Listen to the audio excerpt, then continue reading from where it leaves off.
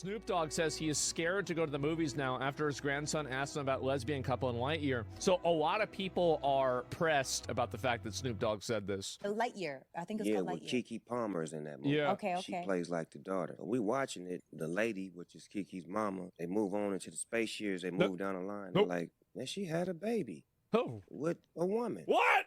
They doing that gay shit again? Well, my grandson in the middle of the movie, like, he go, what the Snoop, how what the fuck? Yeah, how'd that happen? A baby with a woman. She a woman. Oh shit.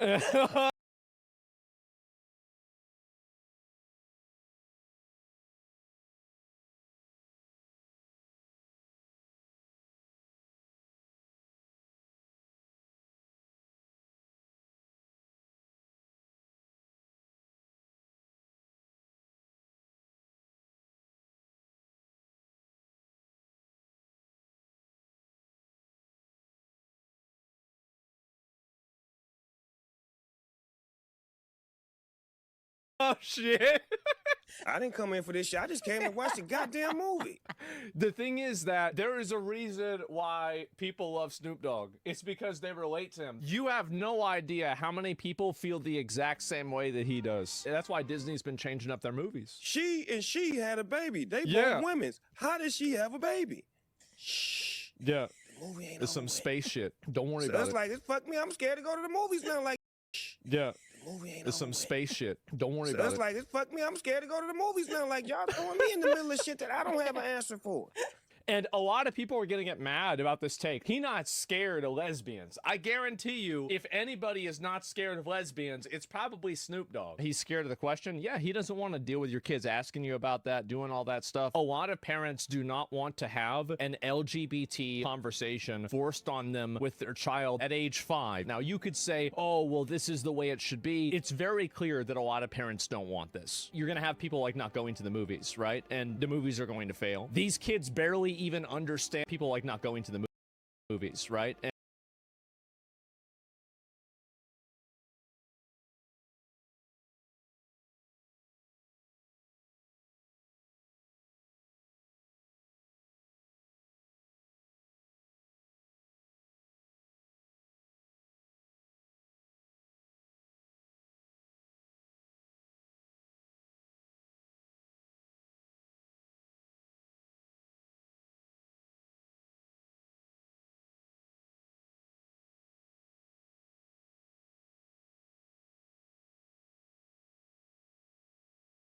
And the movies are going to fail. These kids barely even understand biology to begin with. To understand being gay, you have to understand being straight. And these kids barely even understand being straight. There is a tremendous amount of people that listen to what Snoop Dogg is saying here, and they totally resonate with it. And I think that the amount of those people is gigantic. And the only reason you don't hear about it more is because every time that somebody voices their opinion like Snoop Dogg does, they get dogpiled like crazy. This dude doesn't give a fuck, and he hasn't given a fuck for a long time. So it's not really going to be a big deal for him.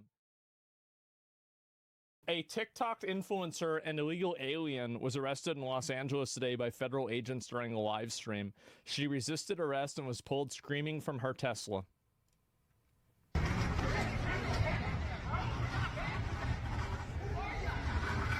Man.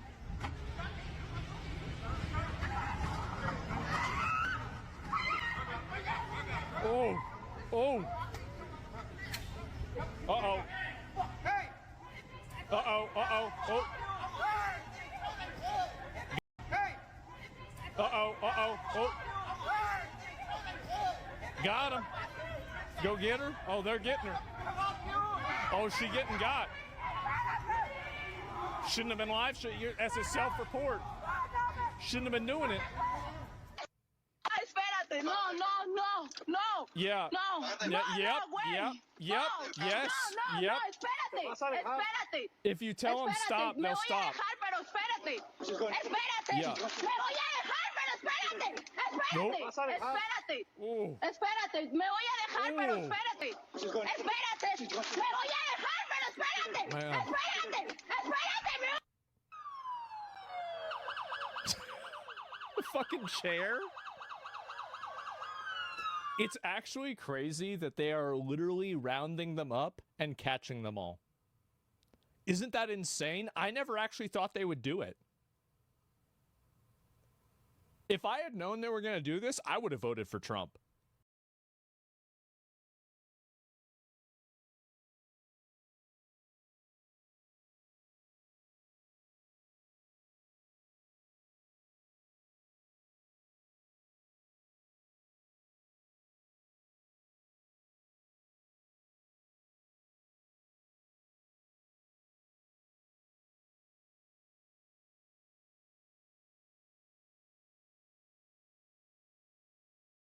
I would have. Absolutely. What's the ambulance for? I don't know. Y'all gotta go? Yeah, I'm so jealous of the USA. Bro, imagine being British and watching this. Can you think about how how mad they must be? Oh my God. You said it before, so I believe you, yeah. The most triggered? I guess so. This could be you, Europe? Yeah, see, guys? This is what happens.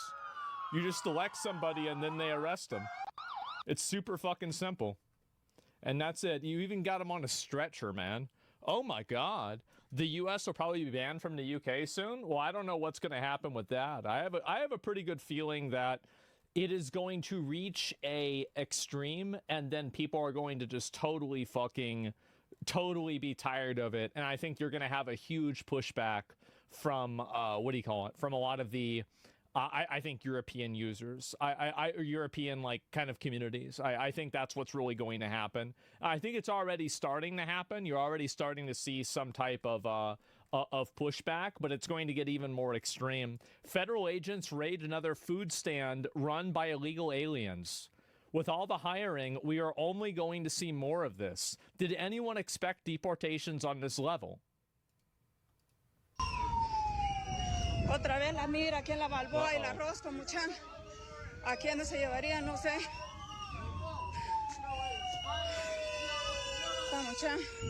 Man. ¿A quién se llevaron acá? Ratas ahora están viniendo. Ahora están viniendo en estos carros como trabajadores. There's a fucking stand from, from a lot of the... English? Yep. I think... No, I'm sure that a person who can't even speak the national language is a net positive to the country, guys. No, you don't understand that it's actually a good thing that they don't speak English and they can't communicate with any of the observed signage on the roads. No, it's super good, actually.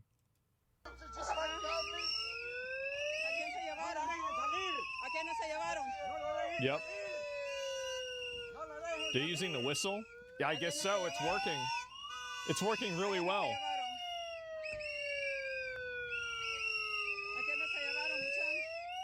The big problem is this: they consider themselves a whole different people and community. They don't want to be American. They want to be Mexican that lives in America. Well, I don't know about that. Depends on the person. The big problem is this: they consider themselves a whole different people and community. They don't want to be American. They want to be Mexican that lives in America. Well, I don't know about that. Depends on the person. Yep. They're getting rounded up. They're done. Oh, cultural enrichment? That's right. They're getting enriched hard.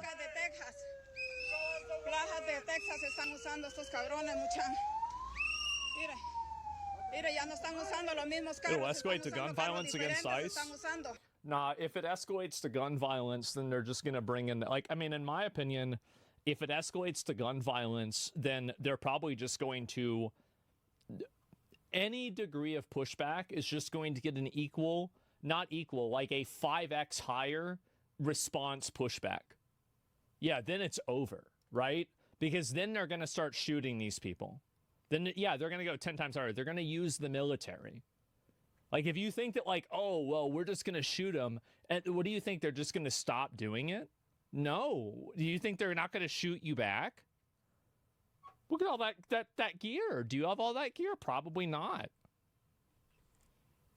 Dora Logic to stop the ICE agents? They just go, oh, man. Yeah, I guess so. They will have right then? Yeah, exactly. ICE has been shot last week. Yeah, I saw that. And there'll be a revolution? No, it won't be. Like, the entire idea that this is a big issue that a lot of people might not understand is that on the internet, these issues are really exacerbated. But the truth is that the amount of people that actually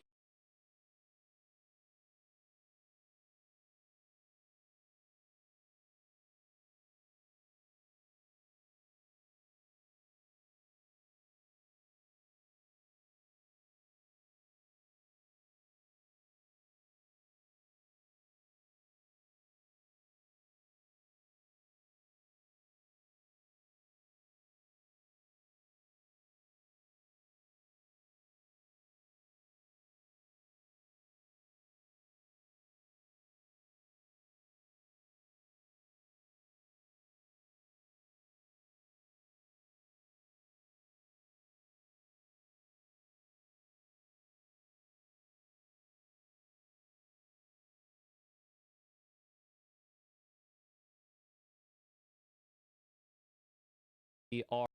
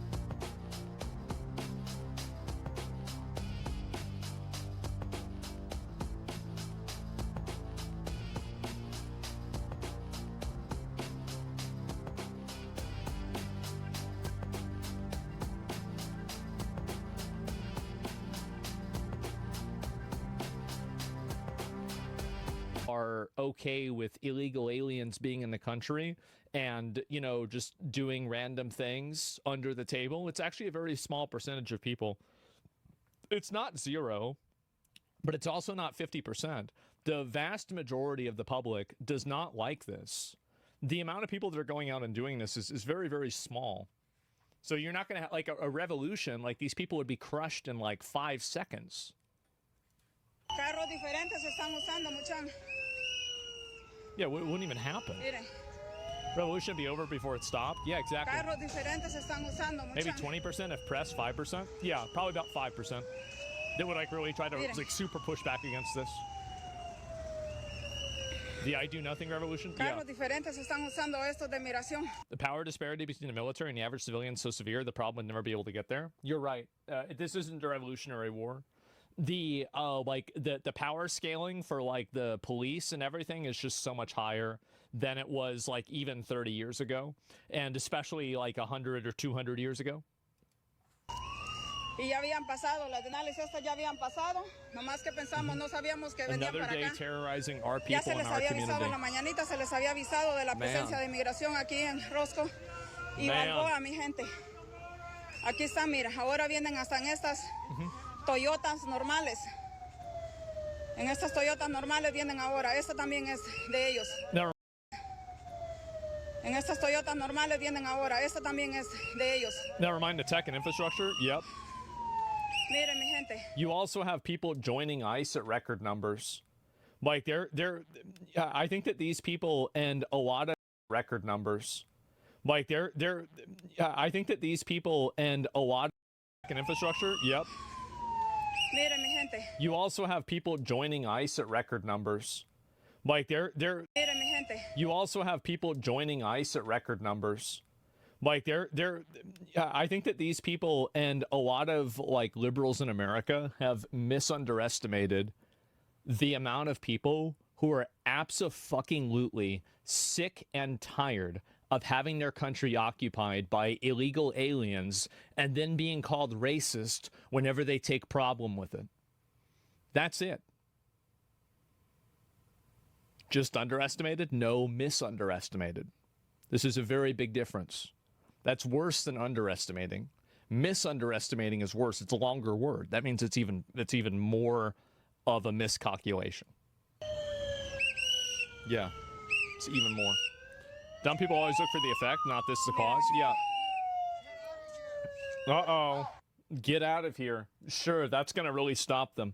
But anyway, so that's pretty much where things are. They got the National Guard. They got DEA, the FBI, Park Police, Capitol Police, DC Police, shit. all working together. Trump got these niggas on a mission. So what I'm saying to y'all is now ain't the time in my city, in DC. I don't know about nobody else. He ain't do that nowhere else. But Not yet. Not yet. It's a state of emergency in my city. So all I'm saying to you is now ain't the time to be riding around with guns and drinking and smoking weed. True. You know what I'm saying? Yep. Now ain't the time, bro. This ain't these next 30 days is gonna show a lot of shit for niggas, man.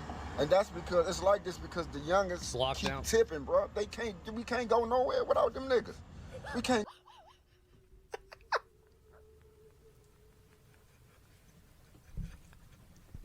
I can't do anything over there. He's got a point. He does. He's right. Go nowhere without them niggas fucking it up. God. 9 or 10 of them, they robbing motherfuckers, shooting motherfuckers. And you know what I'm saying? Like, motherfuckers get tired of that shit, man. Yeah, everybody's fucking tired of this shit. This is the thing, is like this whole idea that, oh, well, it's bad for you to put all the police there because it's like a police state, and then everybody's going to have to follow the law. You forget about all these random Walmart Americans. This is just your average, everyday guy that's like, man, I'm tired of having to worry about getting shot going to Walmart. I don't want to have to worry about somebody trying to steal one of my tires when I'm in the drive-thru. I don't want to deal with this shit. Like, I'm tired of this shit. This is annoying. Yeah, I'm tired, boss. Yeah, exactly. They get tired of that shit, bro. There's no points in it for that, man. Now this is where we come to a state of emergency. Yep. You hear me? DC is under emergency. The Metropolitan Police Department has lost its fucking custody for 30 days. Now, They completely, bro, they fucked this shit up bad. Trump about to get in here. Getting a McRobbed combo. Yeah, they got McRobbed. Start roughing shit off, man. They already started. Who's They so done tired came of through this the yo shit? 2 or 3 times already. They done Yep. pushed up on my man yesterday. Yeah, people just want to live life without thinking about possible thieves every second. Yeah, like nobody wants to deal with that shit. Like, goddamn, like it's so weird. Anybody acts like this is a big deal. Bondi even suspended the DC chief and replaced her. I saw that. Yeah, Been doing nothing. bro, they kicking Pushed these. up on them. They is not playing out here, man. Yep, that's right. So if you want to get a football number now, keep doing that dumb shit. Keep doing the shit. The fucking vest in prison. Y'all doing, bro? Y'all making it. Come on, bro. We gotta do better, man. And I'm not just saying it's for the YNs, bro. It's for niggas my age. Oh God, he just said it was the YNs. Jesus Christ. Listen to Unc, yeah, I guess so. Too. Listen, if you got certain motions, man, now is to curtail that shit a little bit, man, because if they catch you, they fucking you over. It ain't nothing nobody else can do about it. I'm just being real, man. Y'all niggas, man, stay up. Pay attention, man. Shit going on right now. Yep, there it is. So some people are not happy. Some people are not happy at all about the crime crackdown. I'm leaving my kids,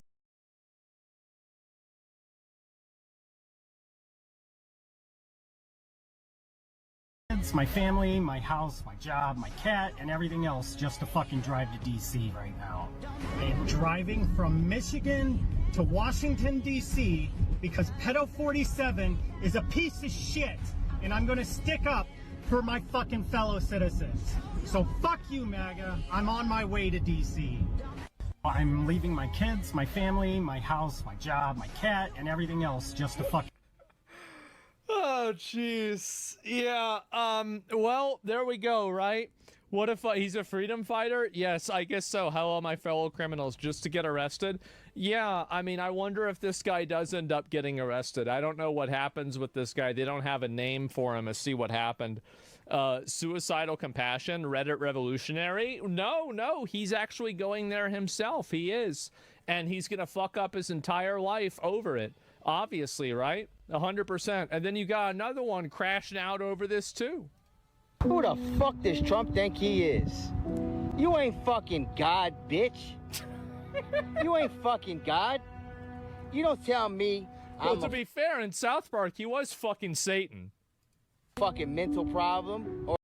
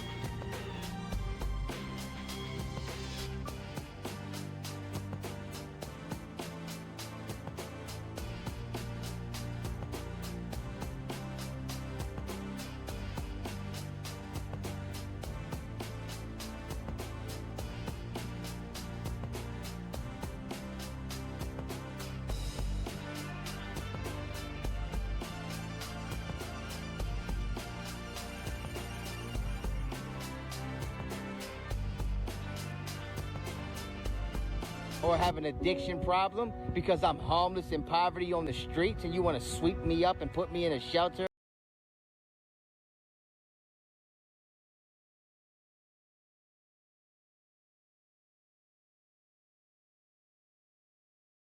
And give me mental help, addiction help? You want to classify me?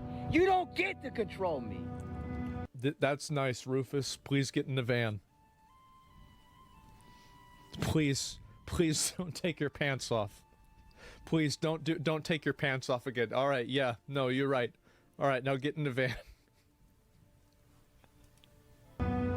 It all starts in D.C., America. Wake the fuck up. You're letting this motherfucker steal your rights. Oh, God. And every one of you little pawns just sit and agree. He's so mad. You don't get to control my life. Okay, that sounds good. Well, here, take this pill, and you're gonna be okay, all right? You please just go and please get in the van. Yeah, go ahead. No, it's all right. This motherfucker. Oh, man. He's really going for it, huh? This guy's pointing a phone at himself, hit record, and started screaming he needs help. No, I think so. I'm hard agreeing with Trump on this one. Why does this scumbag not have a job? He seems okay for a job. I think everybody knows why.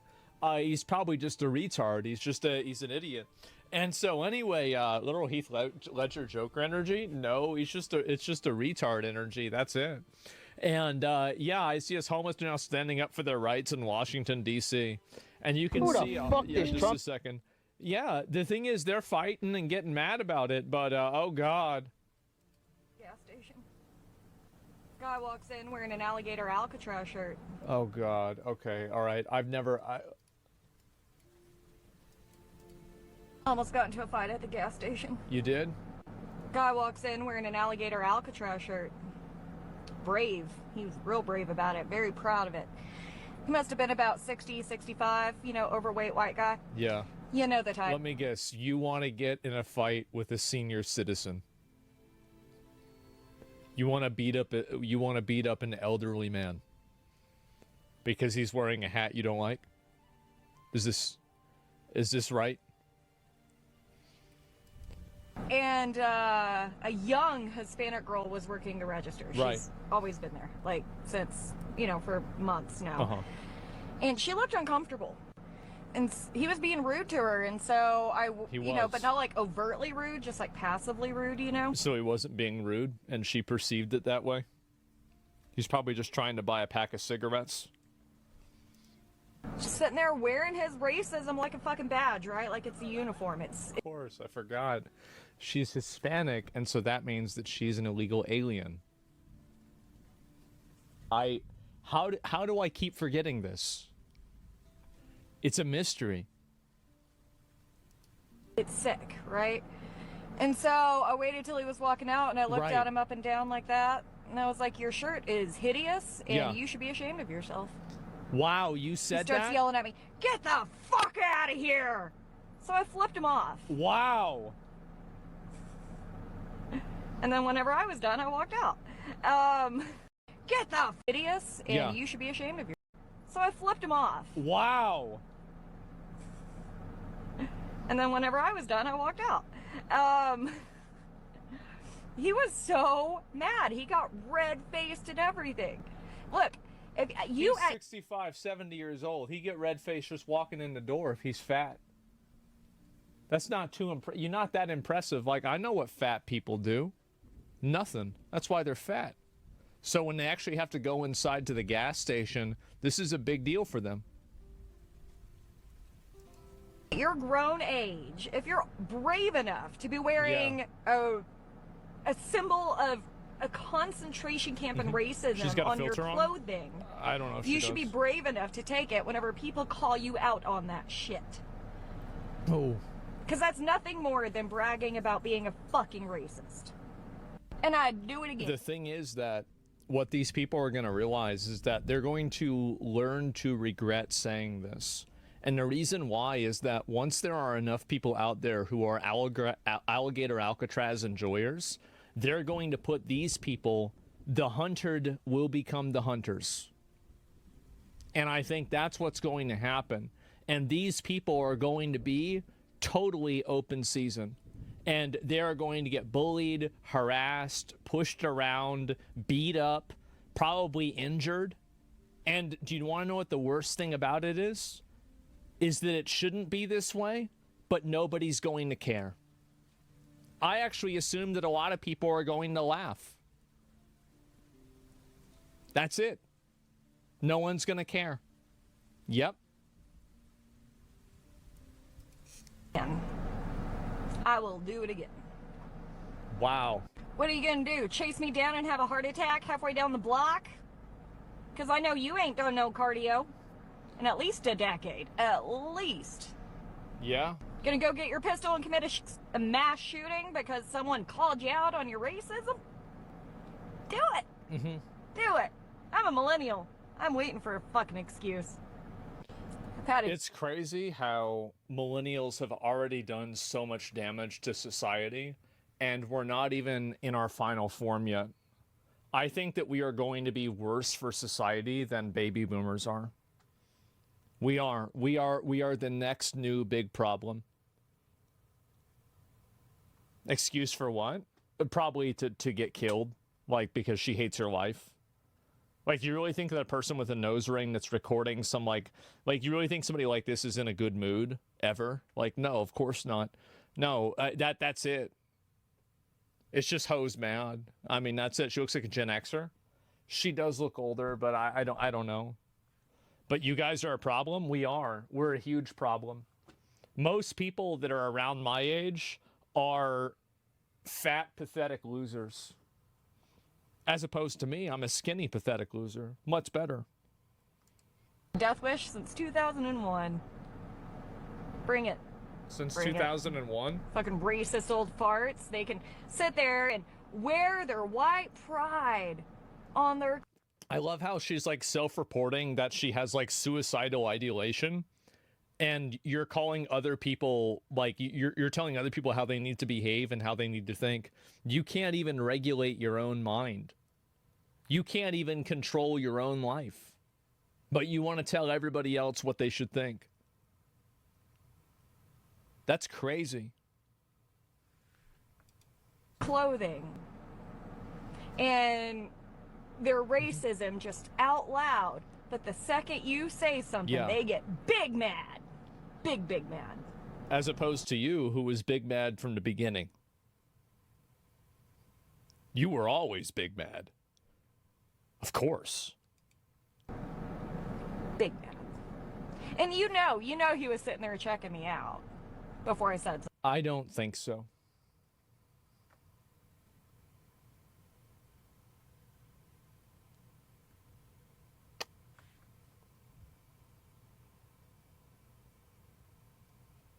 I don't think that's true. Something to him. You know he was. Because gross old men like that are gross. And it's what they do. Man. Oh my God. I just, like, I don't know what to say, guys. Bro, what's even happening at this point? Well, I said before that this is a good, enjoy the show. Yeah, I like this account. This is funny. Okay. Today, and I have a bit of a... I went to a new psychiatrist today. Really?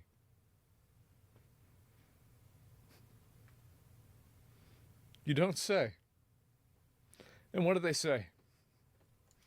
And I have a bit of a rule that I use. What is it? When I'm choosing my mental health care providers. That's good. I bet you do. And that I don't want them to be actively in psychosis, so they cannot be a maggot. So she's like, well, what makes your anxiety worse? And I was like, politics, the news, you know. Stop watching it. And so we kind of went back and forth, like, just throwing out, like, little test statements to, like, see where each other were. Yeah. Where we were.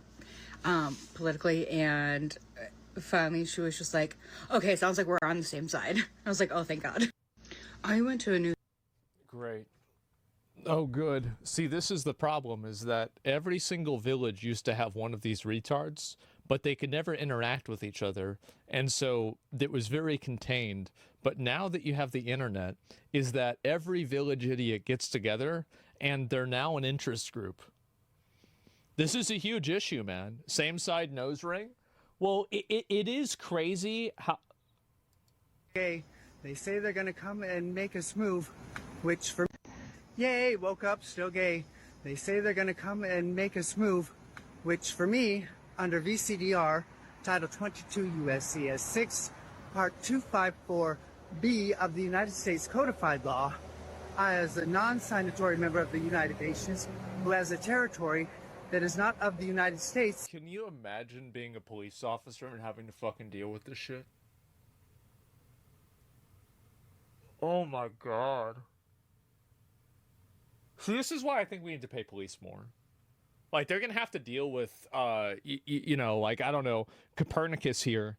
And they're going to have a bad time. They really are. It's a sovereign citizen? No, it's not a sovereign citizen. It's the same animal kingdom, but it's not the same species. This is a different species of you're not the boss of me. Sovereign citizen refers to naval maritime law. This is the United Nations species. It's a mutation. Yeah, it's a Nevron. Yeah, this is the chromatic Nevron. You can see all the different colors, right? I should be protected of complete inviolability under Article 29 and Articles 31. Wow. If they touch me, that would be breaking international law and subject to any person who signed any such order to be under criminal jurisdiction of the world. Oh, God. Oh, man. Can you imagine going around living like this, man? Holy shit. International law. I didn't... Yay, woke up, still gay. I just don't know what's going on here. Oh, my God. I even paid them to do it. This is a traditional face tattoo. It was done by hand poke by a professional tattoo artist who is indigenous and from my nation. I've also paid other people to draw on my body. You're so observant. Yes, I even paid them to do it. Why does she have a line on her face? This is going to be an unpopular opinion, and this is going to be triggering for some of y'all. But I think that your political affiliation are your values. They show how well you get along with people that are different from you. They show your empathy. They show your kindness. So there are two groups of people in the world that have caused all of our problems here in America. Isn't it crazy? Wow. They show you what your values. It's your values. It's how you vote. Is your values. Some of y'all need to look into what Christian values mean, because I don't think you're doing it right. I love how people love to take like a quote from the Bible where Jesus says we should love everyone. But then there's also quotes in the Bible that says, like, you know, kill people that do this on Sunday. And they're like, well, that's different. Like, well, you know, if you look at see, there's this one line that says, you should let infinite immigrants into your country. Grab the bull by the ring. No. See, and I'm going to be honest. This might sound, should I say this? I'm just kidding. Of course I'm going to say this. I think anybody that has excessive plastic surgery like this, I automatically assume that they're mentally ill, and I don't take anything they say seriously. Straight up. Yeah. Like, I have, like, instant, like, for example, like, if somebody has face tattoos, like, that's another one where, like, you're starting on a high difficulty mode, right? Like, that's really what the difference is. Oh, no, we got another. This is how. Oh, my. Bro. How many. I mean, but they are. I saw it with my own 2 eyes. What are you talking about? Like, oh my God. All of you people saying that it's not true, that they're not going door to door, just simply must live under rocks, because it's literally all over the fucking internet. If you don't believe me, go out and search it up for yourself to prove yourself right. Do it to prove yourself. When's Trump going to bring back mental asylums in America? I don't know, but it's got to be soon. You've got all these Nevrons out here running wild, and they're a danger to everybody. They're a huge problem. We've got to find a way to lock some of these people up. Right. Pretend you're going to do some research in order to prove yourself right, and you'll see that you're in fact wrong. You're wrong. All right, I'll do one more.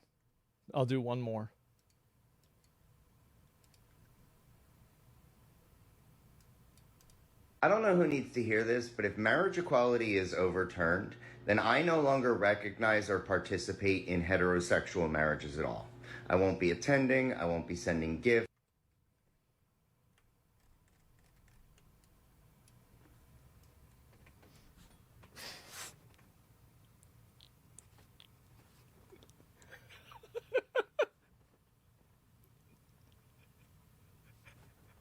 That's crazy, isn't it?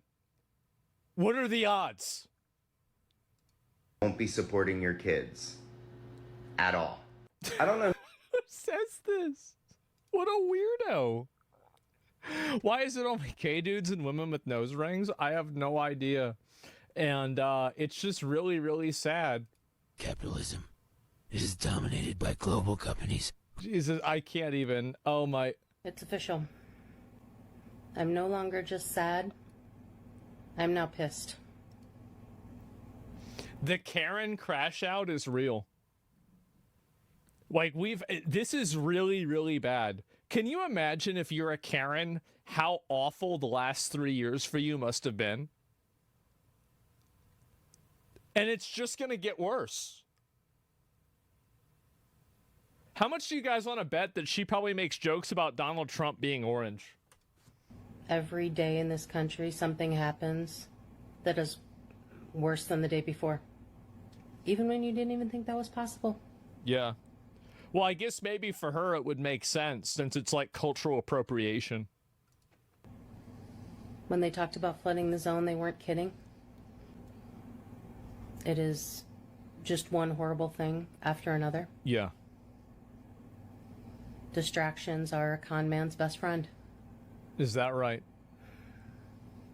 Our rights are disappearing. Uh-oh. God, I fucking wish. That's not true, but I wish so much it was true. Every day I say, please, God, get rid of them. Please.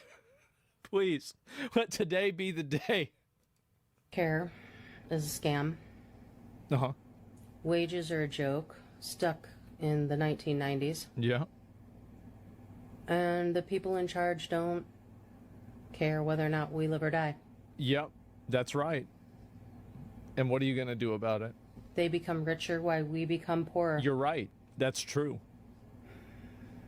Make another TikTok. That's going to help. They want us... Oh, yeah. Broke. Yeah.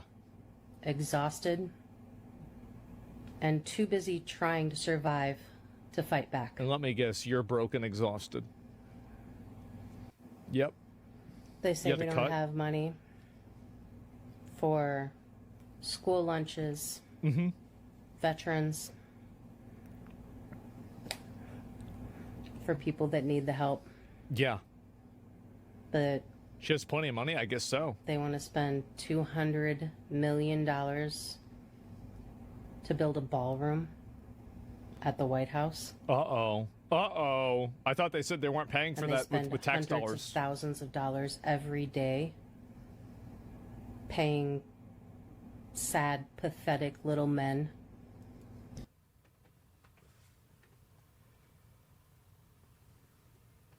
We need to normalize the realization that these groups of people are the exact same as the 14-year-olds that like Andrew Tate because their mom is mean to them and makes them go to bed at 9 p.m. This is basically the female version of that. She's fact adjacent. Yeah, adjacent. Not necessarily, but you know. Cops so that they can abduct people. Off the streets. Next, it's going to be you. We can only dream. It's time to fight back. Uh-oh. What are you going to do? It's time to stand up. What are you going to do? And it's time to get loud. Which one's it going to be? Which one's it going to be? And I don't know what that all looks like. What else? Which one's it going to be? Come on. But they want us divided. Come on. They want us fighting. Come on.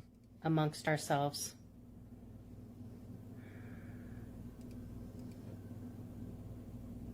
Yeah?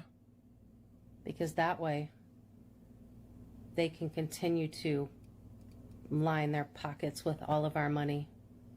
Uh-huh. While we just become poor. Okay. So it's with less of a voice. Everyone does nothing. Okay, good. Yeah. Enough is enough. Yeah, what are you going to do? If we don't all get off of the sidelines right now, there's not going to be anything left.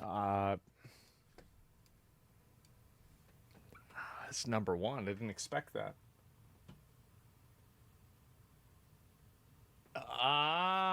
Yep. Okay. To fight for. Yep, there it is. And talking so slow, imagine how, yeah, I guess so. And, Detention Center here on Macadam Avenue in Portland, Oregon. It is now 8:15, August 15th, 2025, and we're still out here. Why do they There's all still have a bunch nose of people rings? At 1 a.m. Really? Lots Don't have a of job. fucking people. Say goodbye to a friend. Lots of fucking people are still out here. We're still going.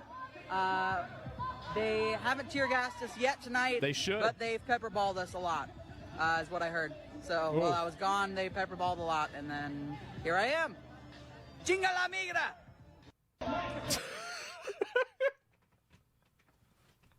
Bro, these people are just so fucking mentally ill. It is insane. I don't even know what to say. Like, this is where do all these people come from? I didn't even know there were this many of them. Yeah, the widest. Yes, it's unbelievable. I don't know where they're coming from. It's insane, but I guess that's the way things are now, right? Yeah, Florida, I guess so. Oh my fucking God.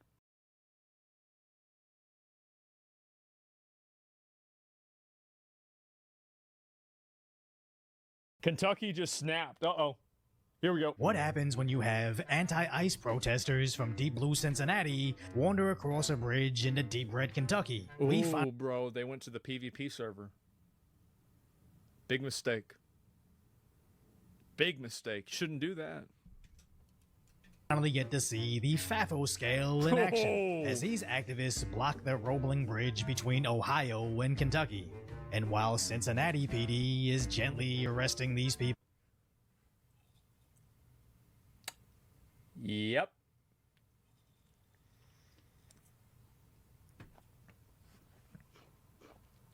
We got ourselves a 2%er here. That's right. While protesting, Kentucky's Covington police immediately laid down the law. They got a paintball gun. Oh God. There is no way I'm hitting anything with this. Hold on, let me... I feel like I'm drunk.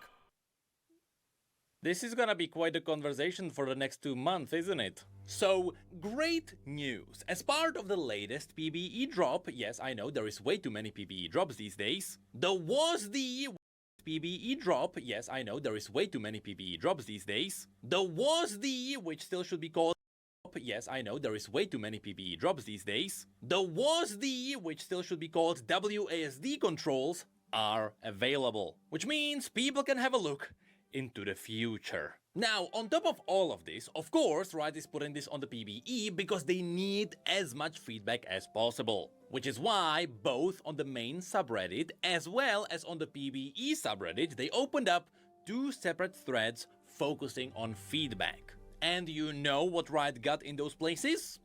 Hundreds of comments, where like 10% is an actual feedback. Yes, most of the comments talking about WASD are talking about how bad this feature is. They don't know why Riot is doing this. This is clearly gonna destroy the integrity of the game. While everyone is missing the point of why this is even happening. League is an old game. Let's not pretend it is not. And truth be told, times change. And with it, the control schemes of video games change as well. These days, the youth, which are not actually that young anymore, believe it or not, the Fortnite kids are like 20 years old now. Well, all of those adults now are still focusing on touch controls and controllers and anything that is not mouse and keyboard.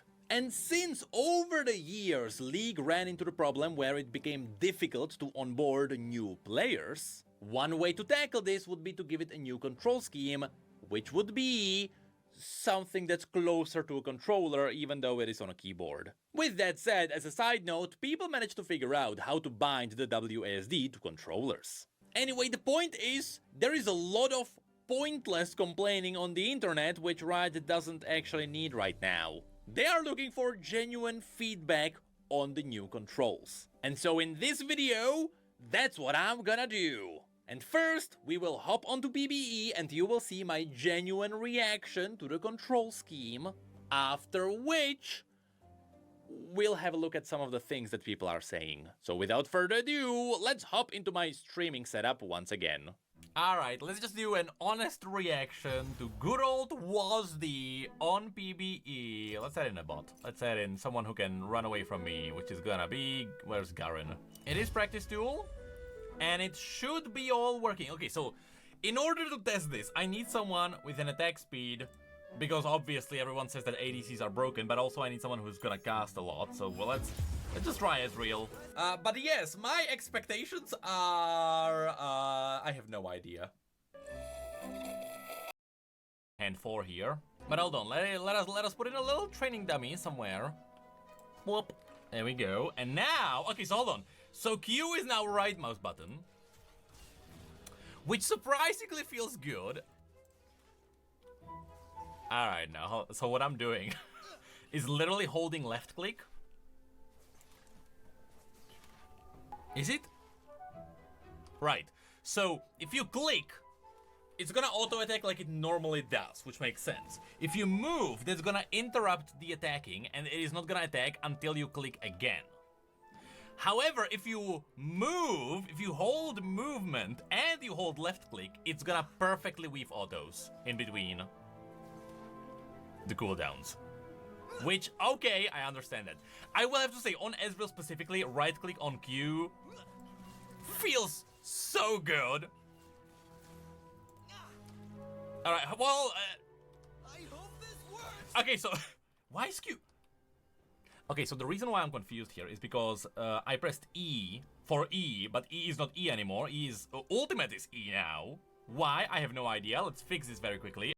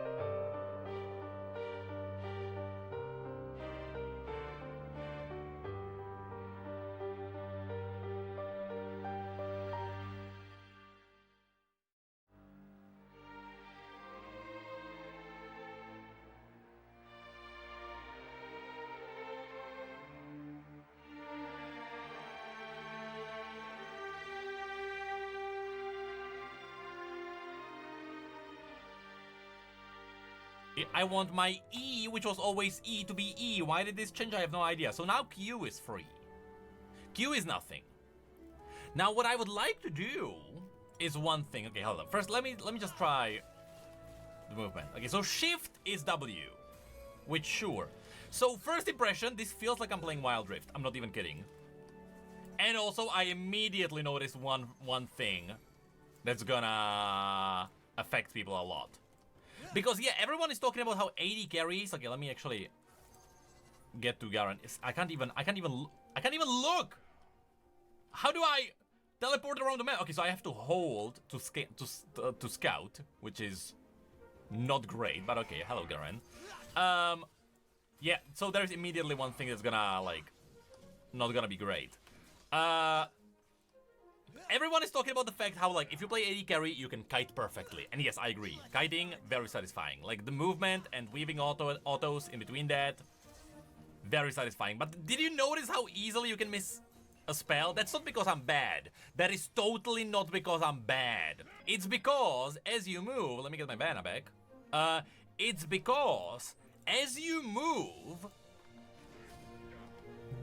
The perspective on your camera shifts. So if I'm running, not only am I running up, on the camera physically, not only is Garen running around, but he's also moving with the camera. So if I run up, physically, Garen is moving down on my screen, which means that if I aim, I have to aim my skill shot not only where Garen is running, but also to the opposite way where I am running physically with my character. Which means... For kiting, yes, this is great. For AD carries, this is amazing. For skill shots, I don't know. Landing skill shots is gonna be harder because there is an extra obstacle you now have to deal with. So, for AD carries, yes. For mages, that's gonna be a lot of practice. Like, it's not... I would say it's on the same level as... just playing with normal mouse, but then if I swap to mouse, for example, let me just really give you the example. I am now back to my... I'm not... Can I go back? Why is my camera locked? Help! Unlock the camera! I hate this bug. There we go. So now, if I wanna cast on this minion specifically, that minion is not gonna move. So if I do this, I can always hit that spot because my camera is not shifting as I'm running with the character. This is an interesting thing.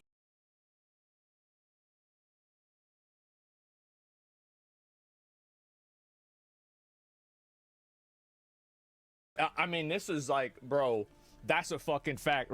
Entanglement is what makes quantum physics special, but in a new experiment, a group of physicists showed that they can get the effects of entanglement without entanglement. It shouldn't be possible, and no one has any idea what's going on. Did they just break quantum physics? I've had a look. Entanglement is a type of correlation between multiple particles, and it can survive across potentially large distances. That it's a correlation across distances just means that there are things, particles or otherwise, in different places which have properties that are related to each other. Correlations across distances per se are not a quantum phenomenon. The clock on your phone is correlated with the clocks on everybody else's phone across distances, because that's the point of clocks. What makes entanglement special is that the correlations are measurably stronger than they could possibly be without quantum effects. For this, one measures some properties of the entangled particles in different places and then calculates the correlations between the measurement results. If the strength of the correlations exceeds a certain bound, then we know it's really entanglement and not any other sort of correlation. This is called a Bell test, named after John Bell, who came up with the idea. Not to be confused with Alexander Graham Bell, who came up with the idea of people yelling, "Can you hear me now?" And no, entangled particles do not non-locally influence each other. How does one create entangled particles? It's not all that difficult, really. You just need any process with a quantity that can be shared among particles, but so that you can't tell which particle has which share. A typical example is to use a type of crystal that spits out 2 photons for any one that goes in. The momenta of the two outgoing photons must then add up to give that of the ingoing one because momentum is conserved. So the photons are now entangled. In the new experiment, the authors also use photons, but their setup takes some explaining. You see it here. You see they have 4 of these stations. These are materials that have the property that if you shine on them with a laser, then sometimes they'll emit a pair of photons. And then they have 2 measurement stations, one for the photons that come from these 2 emitters and one from those that come from the other 2. What they do then is that they either shine a laser on these 2, which creates 4 photons, 2 on each side, or they do it with the second 2. They do this so that from the photons alone, it's impossible to tell which pair of emitters they came from. In each measurement station, they then measure the interference between the 2 photons after a phase shift. The important point is that this measurement is a Bell test. It's an indicator for whether the photons left and right were entangled. They shouldn't be, because there's only entanglement on each side, not between the sides. Yet, what they find is that the 2 sides are entangled. The authors don't know why, really. They just speculate that it's got to do with the fact that in their setting one can't find out the origin of the photons from the measurement. They are now doing further tests. New Scientist has lined up a few experts who have some ideas about what might be going on. Stefano Paesani says the issue might be the post-selection. What he means is that these emitters don't always fire 2 photons when they should. The authors therefore only use the data for cases when they actually have 4 photons. It's possible that something went wrong there, but I think it's a fairly standard thing. Jeff Lundin thinks one can get entanglement without entanglement, but that it just doesn't mean anything. I don't think so. And then there is Ephraim Steinberg, who thinks there's still some entanglement in this experiment. Indeed, that was my first thinks there's still some entanglement in this experiment. Indeed, that was my first thought too. I suspect that the laser induces an entanglement between the 2 sides of the experiment, because laser light is much weirder than they say. In any case, I don't doubt that they've measured what they say they have measured, so I give this paper a 0 out of 10 on the bullshit meter. But what does it mean? Well, if it's right, and one can get entanglement without entanglement, that'd be a foundational crisis. It really shouldn't be possible, never mind what that guy said to New Scientist. However, it's somewhat too early to declare quantum physics dead. For the moment, it's more like a hiccup. But let's see what happens if they do these tests. So maybe one can have entanglement without entanglement. What's next? Physics without physics? Of course, there's always the possibility that I just don't understand it, in which case you're now entangled in my confusion. Quantum mechanics, algorithms, statistics, sounds scary, but don't let yourself be intimidated. Have a look at the courses on Brilliant, because I found them to be great at breaking down complex ideas into interactive lessons that anyone can follow. All courses on Brilliant have interactive visualizations and come with follow-up questions. What you see here is from their newly updated maths courses. No matter how abstract the topic seems, Brilliant's courses have intuitive visualizations that really click into my brain. I found it to be a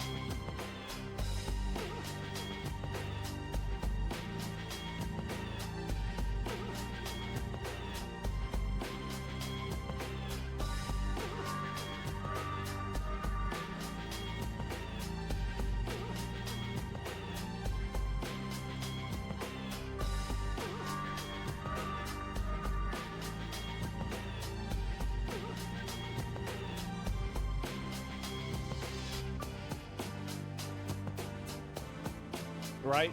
And so anyway, Cracker Barrel stock. Let's see here. And, you know, we had things go down. Like, obviously, things got bad. And they have actually undone the Cracker Barrel logo. I don't know if anybody's seen this before yet. Let me go back and pull it up.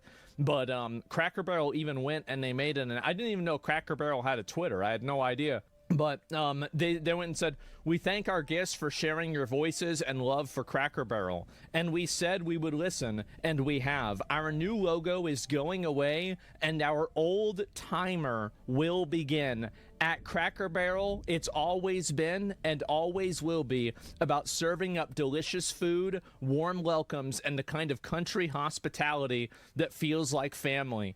As a proud American institution, our 70,000 hardworking employees look forward to welcoming you to our table soon. So basically, and I obviously replied to this, another big win for gamers. That's right, boys. It's big. Big news today, exactly. So this is another big gamer W. Now fire the CEO. I saw somebody made a post about this, and I don't really know if this is real or not. People are saying that this is what the CEO said about it. Oh my God, fuck it, I don't care. What is even happening? The CEO of Cracker Barrel just posted this to her Instagram stories and quickly took it down. I think that what you're seeing now, from like 2010 to like we took it down. I think that what you're seeing now of Cracker Barrel just posted this to her Instagram stories and quickly took it down. I think that what you're seeing now, from like 2010 to like 2020, I think there was like, actually I'd say like 2008, there's been like a modernization of like everything, right? Where like everything nowadays has been modernized to where it's more like, you know, it's more uniform. And you see this with everything. You see it even with like video games, right? Like video game menus, you have this happen where every menu is the same. Like gacha games are awful about this. Like if I pull up gacha game, right? I'm just going to look at the images. How many of you guys, if you look at a gacha game, you immediately know everything about the game and you've never even played it before? Because every menu is the same, every loading screen is the same, every fucking, you know, like upgrade token system is the same. It's all the same because it works. No, it does. It does work, and they just keep getting people with this over and over and over. And I'm shocked, honestly, I really am, that people just keep buying into this shit. But they do. They just keep doing it, and they don't even care. So yes, everything became basic as fuck. Exactly. And so anyway, you've got this going on. Every single one of these games is the exact same. And so you had like a homogenization of every single fucking brand, right? And so every brand had the same type of product, every brand had the same logo, every brand had the same merchandising, etc. And so, big surprise, I know you guys might not believe this, but people actually preferred the one on the right. And so there you go. And this is it, Tectone's fault. So did Tectone die so Cracker Barrel could live? That's the question for today. And right now, I'm not sure. I don't want to say that that's what happened, but I do want to say that it's interesting, the timing. That's all I do want to say. Like, that's crazy. Look at that. And it's in the math, exactly. And you saw the Helldivers 2 ODST crossover? I did. I saw it. I might play it. I haven't decided if I will or not.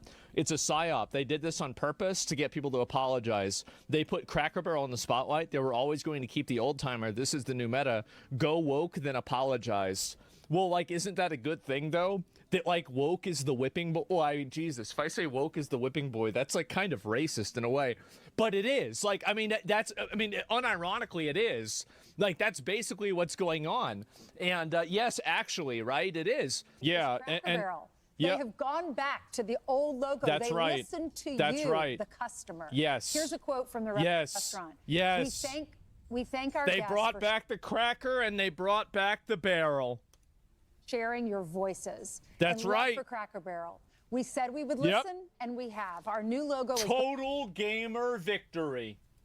Going away, and our old timer will remain. At Cracker Barrel, it's always not even close. Always will be about serving up delicious food, warm welcomes, and the kind of country hospitality that feels like family. That's right. As a proud American institution, our 70,000 hardworking employees look forward She's probably to in therapy welcoming right you now. to our table soon. Yep, she's in therapy. This, of course, came after President Trump issued a Twitter. See, the thing is that y'all might not have known this, but if they had gone through with the rebrand, these would have been pride flags. That was the next step. Twitter or a truth message of his own yesterday, which went everywhere. You know how I know that? And apparently the CEO I just made it up. Called the president yesterday. That's how I know. To thank the president for his message urging Cracker Barrel to quit all of their ridiculous changes. This is stock manipulation? And then Trump put on Truth Social, congratulations, Cracker Barrel, on changing your logo back. Donald Trump, bro, you got the president commenting on this. Oh, my God. To what it was. All of your fans very much appreciate it. Good luck into the future. I think, you know what this calls for? This calls for Trump going to Cracker Barrel. This calls for Trump and RFK and J.D. Vance and maybe like Pete Hegseth to go and sit down at Cracker Barrel and eat there. Yep. Make lots of money and most importantly, make your You should do it. It would be really again. funny. So a couple of things. I mean, before they did this logo revamp, they were having problems with the business model. They were needing to refresh. But what you do is add a different, maybe add something to the macaroni and cheese, or you have a different salad dressing. You put some different spices into your croutons. Yeah. You probably shouldn't revamp everything. Get like a Taylor Swift item on the menu. Well, that would have certainly That worked. actually is, unironically, that guy, they should hire that guy. That guy's smart. That's a good idea. And host of The Fixer, formerly host of The Prophet. He said that they should just... Holy crap, this is so retarded. But, all right, you say this, you're probably not an American. Yeah, in your country, you know what your problem is? Water. Y'all don't have water. We are privileged enough to have these as our problems. I don't want to hear about it. We made a mistake. Yeah. And it turns out they did just that. Listen. You get a reaction, you should react to that as well. And I think what the CEO needs to do right this moment today is come out and say, look, we had a great idea. You obviously didn't like it. You're our customer. We're not turn it gonna back. change Yeah, it. exactly. We thought about it. You responded. You reacted. It showed up in our registers. We're not. It's so simple. I've made a million mistakes before, but when the customer comes out and the market comes out and says, we don't like it, you don't need to double down. Yeah. He would know. He's the CEO of Camping World, the biggest RV company. He's the one with the big American flag, and a lot of people have said that's he needs to take it down, actually and he doesn't 100% fight right for on that. American flag. And he also just bought Bed Bath & Beyond. But his point is correct. The customer is always right. Isn't that what your parents always taught you when you were a server? Well, people the customer's always right matters of taste. That doesn't mean the customer's always right with everything. But like in a general sense, yeah. I mean, the thing is that with Cracker Barrel or anything else, if you do something that alienates your customers, like you got to ask yourself, like, what was the reason for that? Like, what am I getting out of this? Like, why am I doing this? Always try to please the customer. The end the result? Always right. What's the goal? The customer spoke, and they changed it back. That's right. They are now. I mean, is that live? It's not rocket science. And here's the thing. There's like a silver lining in this. Yeah. People actually care about Cracker Barrel. That's true. They care about your logo. Well, it represents something. It represents old, rustic, white America. And people see another liberal, white woman, middle-aged Karen, with those stupid fucking glasses that's not only getting rid of the barrel, but also the cracker along with it. And people say, no, we've had enough. We're tired of this. And that's a good thing. In what world is that anything but a good thing? Well, yes. Something to work with. The stock came it's back, a legacy. After they lost That's right. $143 million in Leave market our value crackers because of this alone. revamp. But this is great news. Look, they listen to the customer. That's right. Everyone loves a story like this. When they made a mistake, they say, I'm sorry. Now everyone's going to should have bought the dip. Barrel. People who weren't going to go, who were going to boycott it, will now go back. That's right. Are you going to go?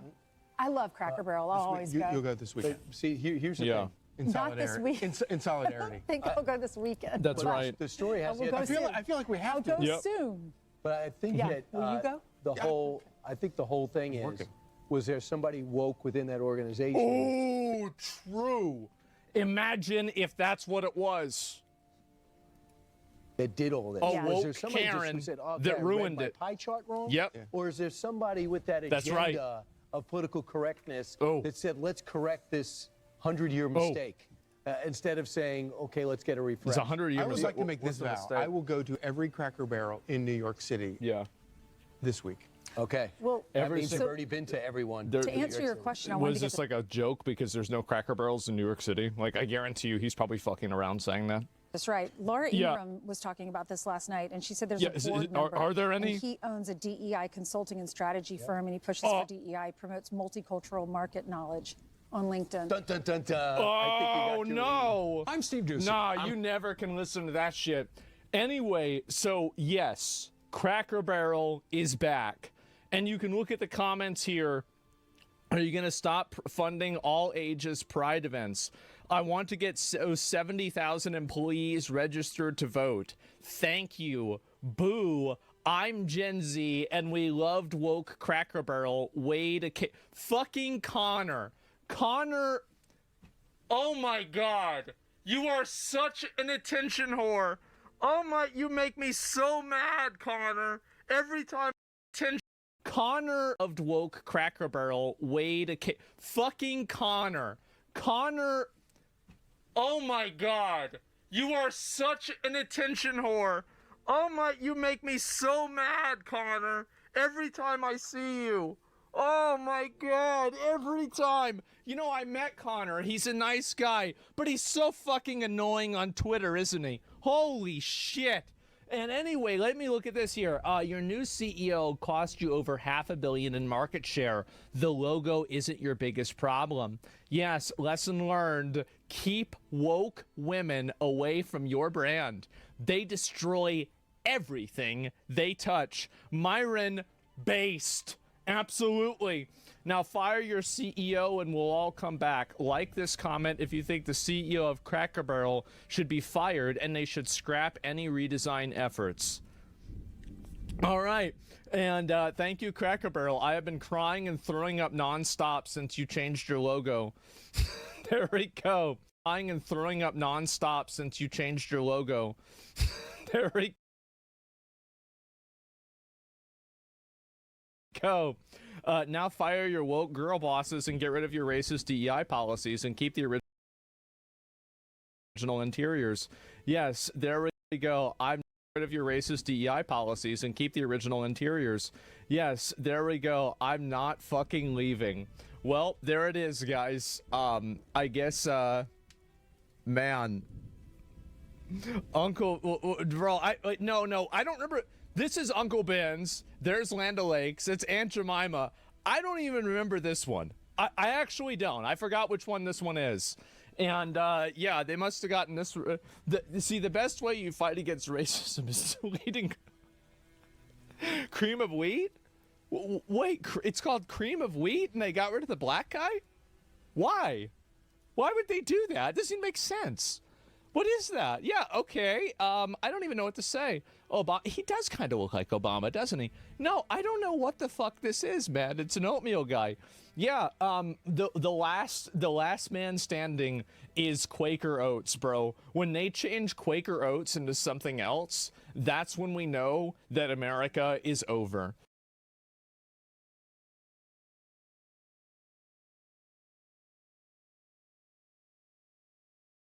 This is one of the biggest examples of censorship.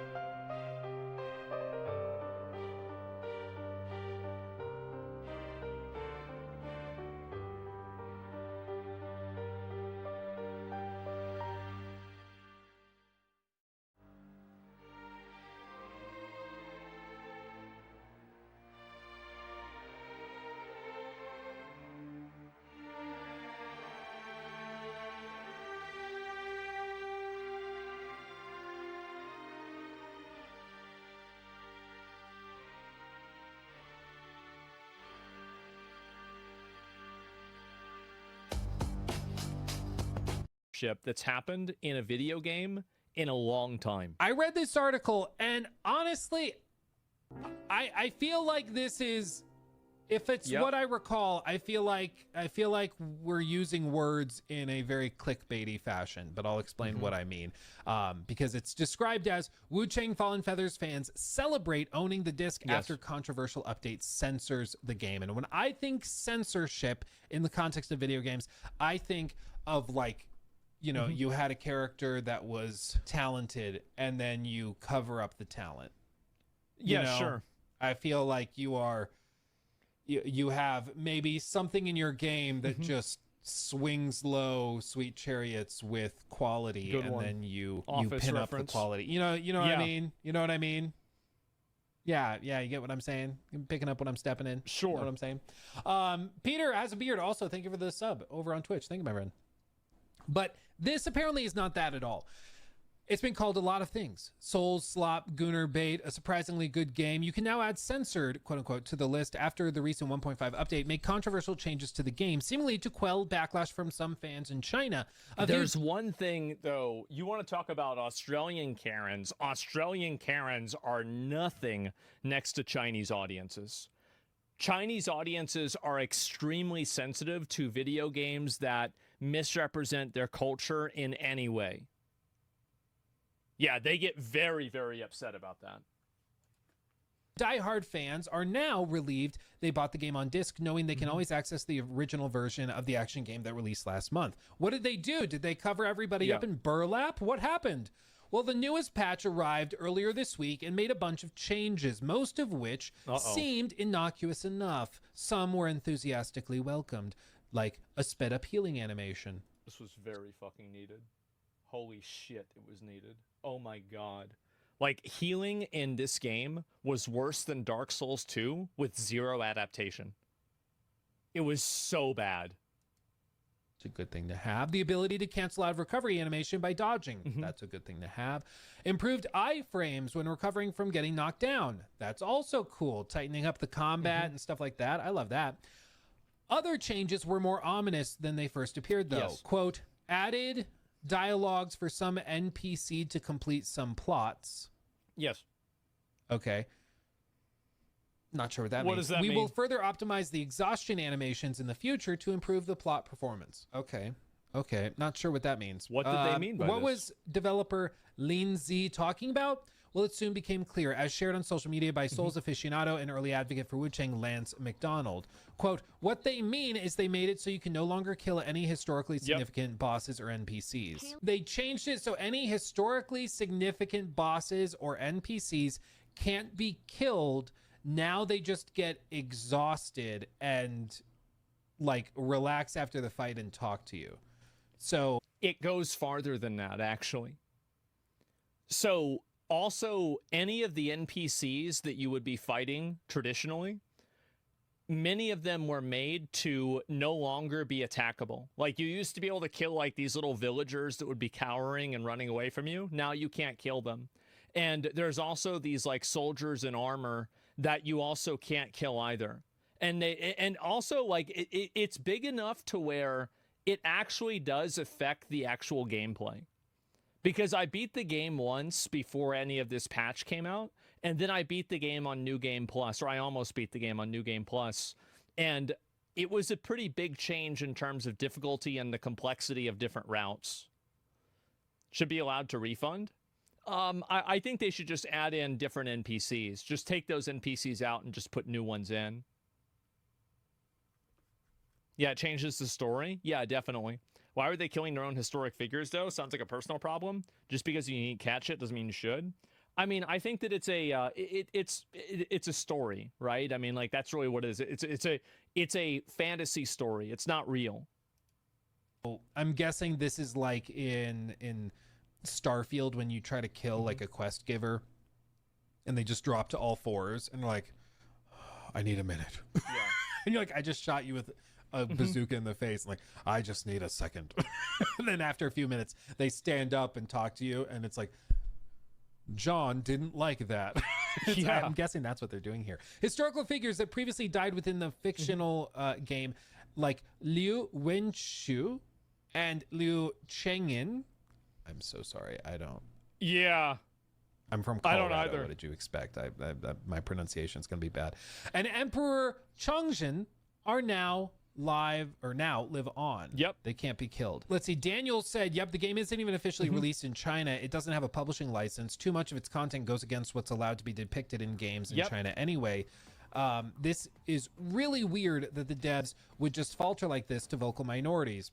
It's not a vocal minority over there. There's actually a tremendous amount of people that get upset about something. And this has been something that's been commented on by a lot of players of gacha games, because there's a lot of Chinese gacha games, like, for example, Wuthering Waves or a Genshin Impact, Honkai Star Rail. Those are just 3 examples. These are all Chinese games. And the fact is that the Chinese audiences really get a lot more attention. They do. And is it because of a language difference? Is it because of a cultural prioritization? It's really kind of hard to say, but one way or another, Chinese audiences absolutely have a much stronger line of contact to Chinese developers. And it's also, and then you also have the CCP, right? Like, they have actual censorship expectations and cultural expectations inside of the government themselves.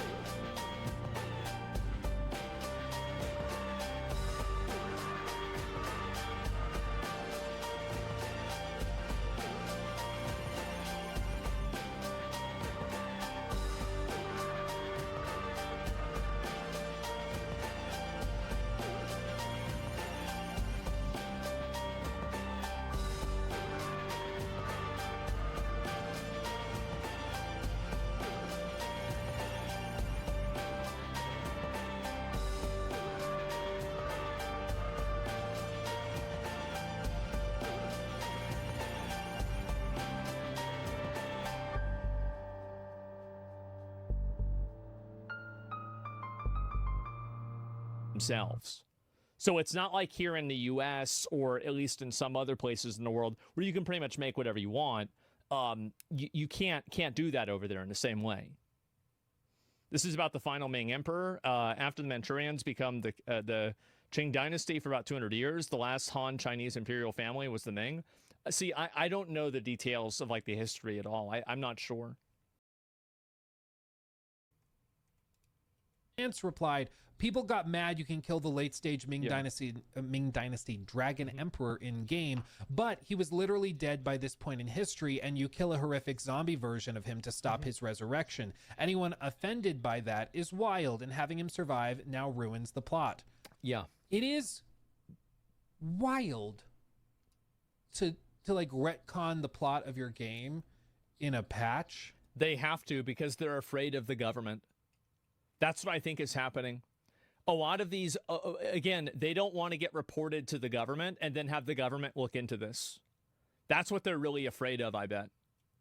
It's not even really about the players. Like, imagine at the end of Last of Us Part 2, if they patched it and they're like, oh no, now Ellie drowns the shit out of Abby. They're like, yeah, we updated it, it made it a little better. And somebody says it's not the government. I think it's both, right? I think that obviously they're much more sensitive to what Chinese audiences say, but it's also the risk of the government being involved too. Imagine if they did that. It'd be ridiculous.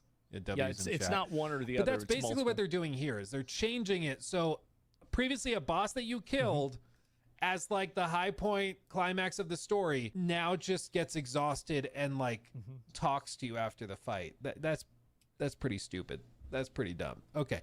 It still doesn't sound like, again, I feel like if you put this picture on screen and you say it's censored, I think people will assume something else is happening, but I get what they mean. Yeah, the CCP patch. It feels like they are, I don't know if they're trying to get a publishing license in China and they're trying to tone it probably, down. Yeah, and they know that if they do this and they have this in the game, the chances of them getting a publishing license probably go down by a lot. Like it just makes sense. I don't think that a lot of, especially Western players, really understand some of the complexities of the way that other governments work and the way that they exercise their power. So that they can get that, because in China you can't depict their historical figures that way. I guess. They have over 1 billion people? Yeah, they do. Yeah, this is crazy. McDonald continued, like actual censorship due to pressure from Chinese players who are upset about being able to kill historically significant characters from the end of the Ming Dynasty. Crazy to see it. Players are reporting that the quote-unquote pray gesture has been removed that you previously learned from the Portuguese Christian character in the game. Yeah. So they removed, like, the ability to pray as a gesture. I mean... Yeah, probably. As far as I know, that I think that's actually, there's a certain type of, I'm not really entirely sure about this, so don't quote me on it. But my understanding is that a lot of anything that is religious or whatever could be censored in China.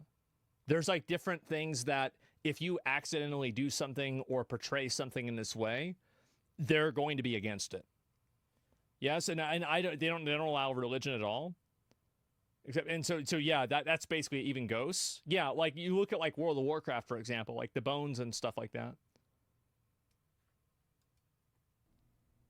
Like, talk about snowflakes, man. Like, what the hell are we doing? Like, this is crazy. This is just how it is. A series of Ming soldiers in Chapter 4 have also been changed to not fight the player, making a previously challenging section. Learn to play, it was easy. Now a breeze. It's easy. Because they literally don't fight you. What are we doing? What are we doing? Like, this is crazy, dude. They're literally like redoing entire chunks. Wouldn't this be solved by simple localization? The problem is that I think that the company that's making this game is in China. So if they're making a game there that goes against the like cultural mandated behaviors, they're going to get in trouble. Catering to commies, why? Well, because it's what the government's telling them to do. Like, what are they going to tell the government no? What do you think happens after that? Okay, you guys ready? Are you guys ready? Are you guys ready? So I want you to look at the dodge on Swain E here. Do you understand how crazy that is? Like, did you see that? Look again. That's what I mean when I tell you it's literally like, you know what I mean? And like, I want you to look at the distance between myself and the Gnar alt when I dodged it. Look at where I'm positioned, and I'm already clicking back in because I know what that Gnar alt range is. Like, dude, that's here the kind of shit I'm talking about. That's why I tell you guys, it's like, when I'm locked in, I'm on another level. Like I'm literally on another planet. It's like I'm fucking like Superman, dude. You know what I mean? Like, you could fucking, you could sit there and fucking give me kryptonite, bro, and I would die. You know what I mean? Oh, what the fuck? God damn it, dude, kill your enemy laner because she rotated up early, so now you guys can get free for Pyro bot. Nah, you gotta be kidding me. Wait, I actually win this. Wait, no, I lose this now. I actually lose this.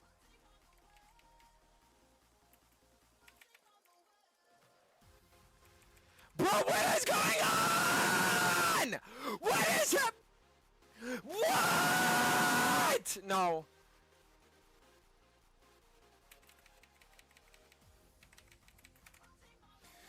I'm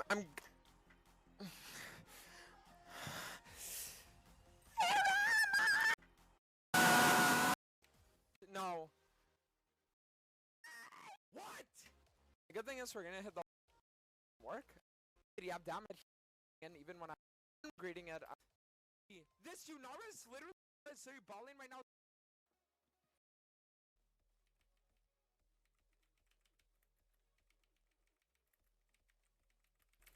I forgot I was the fucking goat. I forgot I was the goat!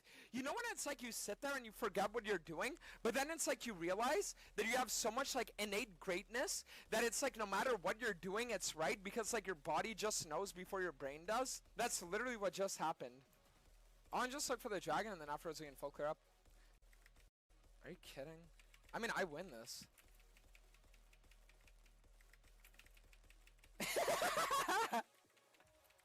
Yeah, that's what I thought. Light orange.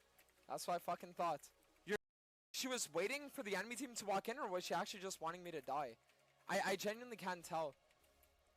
So basically, Stuart Smith, this is the guy that got the shit beat out of him by Raja. This guy thought it was part of the game. What, you don't know me? Hell no.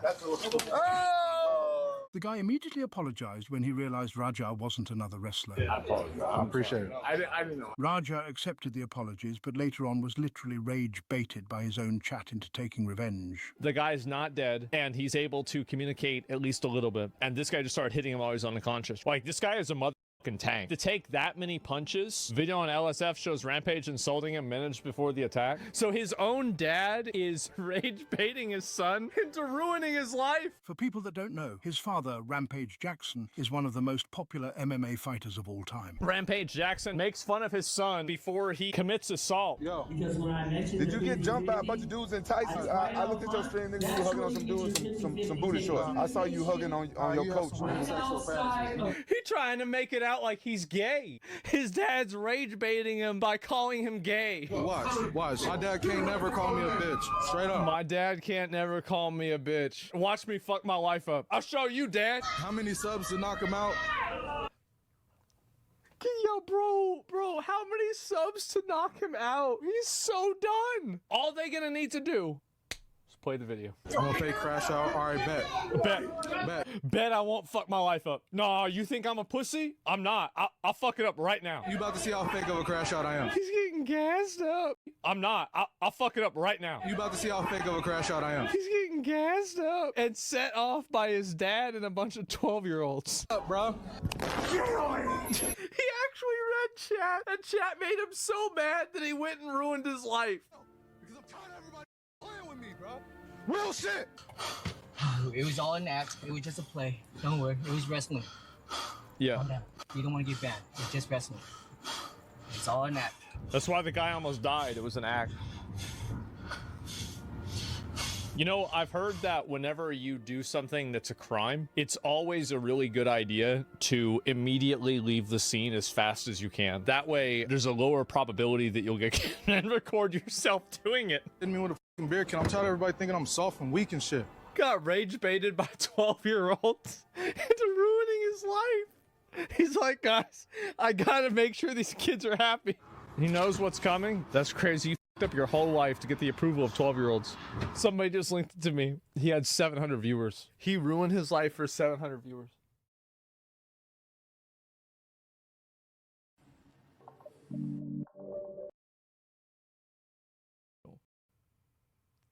Catering economies, why? Well, because it's what the government's telling them to do. Like, what are they going to tell the government no? What do you think happens after that? Like, I mean, really? The game seemingly to just appease a vocal minority, but I guess maybe the argument is just that their hope is to get the publishing license in China, and that represents another like 2 million copies, maybe more. And so they're like, we just have to release in China, so let's just get it fixed up, and this is what their lawyers are telling them to do. And so they're trying to do that so they can release in China, and they're hoping that then they can make. Somebody says it's censored because it could lead to criticism of the government, which is precariously seated on the ancient mandate of heaven. This mandate is the reason why they censor floods. Floods are a sign that the current ruler has lost the mandate and is ripe to be deposed or replaced.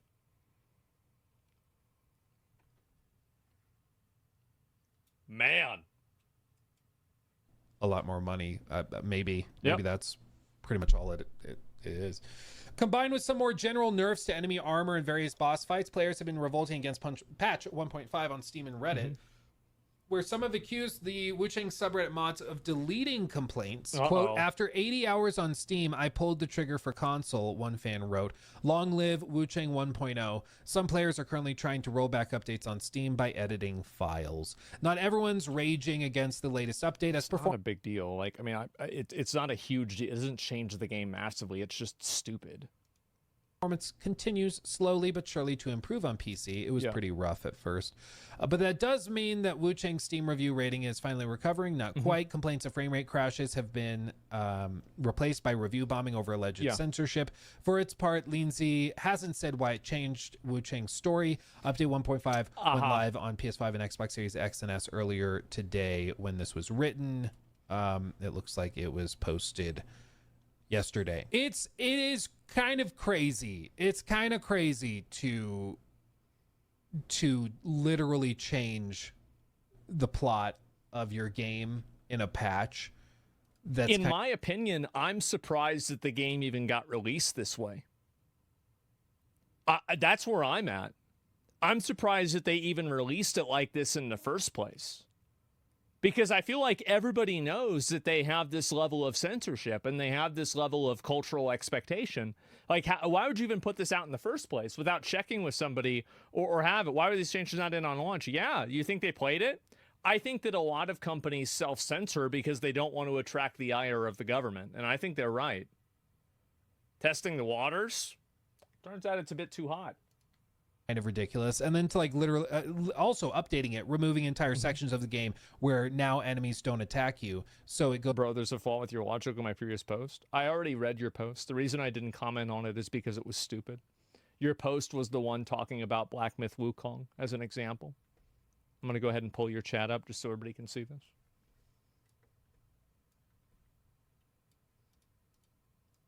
What was uncensored in Black Myth Wukong?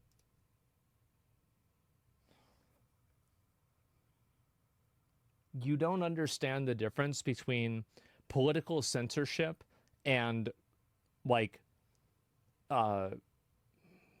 gore, basically, rules. Like, you don't understand the difference between those two things.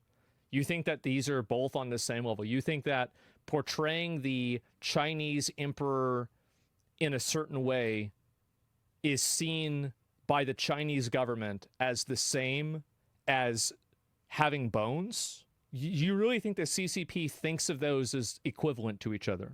I do. Culture and politics are intertwined in China. If you think that the projection and the way that a cultural figure is shown in a video game is equivalent to the skulls or the bones, I think that you are delusional. These are completely different things. Totally different, 100% different. You're comparing apples and oranges. Culture and politics are intertwined, but to act like they're on the same level is just, it's a horrible way to look at it. Just some student military basement. Yeah, I can't believe somebody would even say it. And that's why I didn't read your comment, by the way. Whenever you type the comment the first time, I didn't read it because it was stupid. It's not because I didn't see it. I didn't read it because it was dumb. Goes from being incredibly difficult to incredibly easy, and it's a lot of people are very insistent with their stupidity. It's very annoying. Oh, okay. Well, it's kind of lame. Kind of sucks. But I think it literally is being done just because they're trying to get access to release in China, and that represents enough cash that it's worth redoing all of this. So they're like, just go along with it. Go along with it. Who cares? Of course they're going to go along with it. Absolutely. It's wild, dude. It's wild. I mean, again, I still think that the word censorship, at least in the title, makes me think of something else. But I do agree, after reading it, it does sound like it is being censored specifically to try and appeal to the Chinese regulators who would allow them to sell the game in China. So it would technically fit the definition. Maybe I'm the problem. Maybe I just hear censorship and I'm like, so boobs, but that's not what it is. Yeah, that's over here. Like over there, it's about other stuff. And what's this here? Wu Chang's actually is very little related to CCP on Chinese internet. Du Yen, Chinese TikTok, the historical figures got killed, raised a huge controversy and boycotting, and Wu Chang is not seeking license or anything. Well, I think it's multiple things, right? Obviously, it's not just one thing.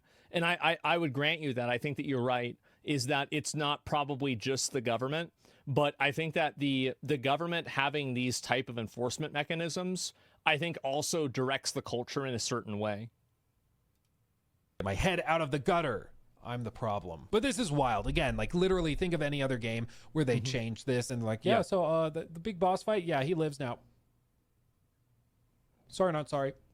It doesn't really make a difference, personally. In the game, it doesn't really matter. It's just like the story in the game is kind of mediocre in general. So like it doesn't really make a difference at all, but anyway, in the game it does. I mean, it makes it gameplay difference a little bit, but it doesn't change it massively. It's just weird. Yeah, I think it's just weird. Now, bro, imagine Stellar Blade, but you didn't fight Raven. That's not what happened. Be ridiculous. Everybody be like, what the hell are you doing? And it would be fair to bring that up. Let me see Wu Chang's Steam page. It's sitting at mixed. Censorship changed story bits that don't make any sense to comfort fragile Chinese nationalism. I wouldn't have bought the game if I knew it would be censored. People are mad. Sadly, 1.5 patch adds censorship and makes changes to NPC dialogues, NPC deaths, quest outcomes. Should have never released it like this. They should have never done it. Gameplay mechanics such as the madness system, it completely affects the story's message and endings. There is no transparency whatsoever. The details are let out and stay hidden behind general patch descriptions, so you don't expect these changes at all. I'm 57 hours in, enjoying the game so far. One of the greatest level designs since the original Dark Souls. Captivating story, gameplay is fantastic with some game performance improvement. I would give it a solid 8 or 9 out of 10. Still in chapter 3, did not want to give it a score yet. Then patch 1.5 showed up. Game performance improvements are welcome. It takes you out of experience, compromises the experience. No, this is definitely a bad change. Like, I don't think anybody's denying it's a bad change.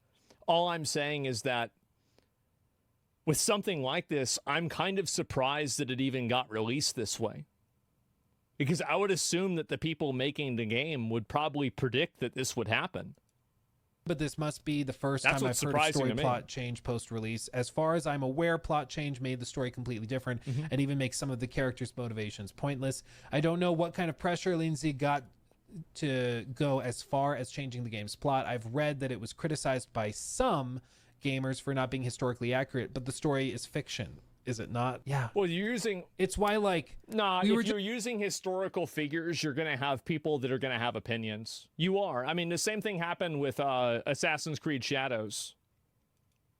Just talking about this on Wednesday. The old DLC for Assassin's Creed 3, which is pretty wild at this point. I mean, honestly, it's pretty ridiculous at this point.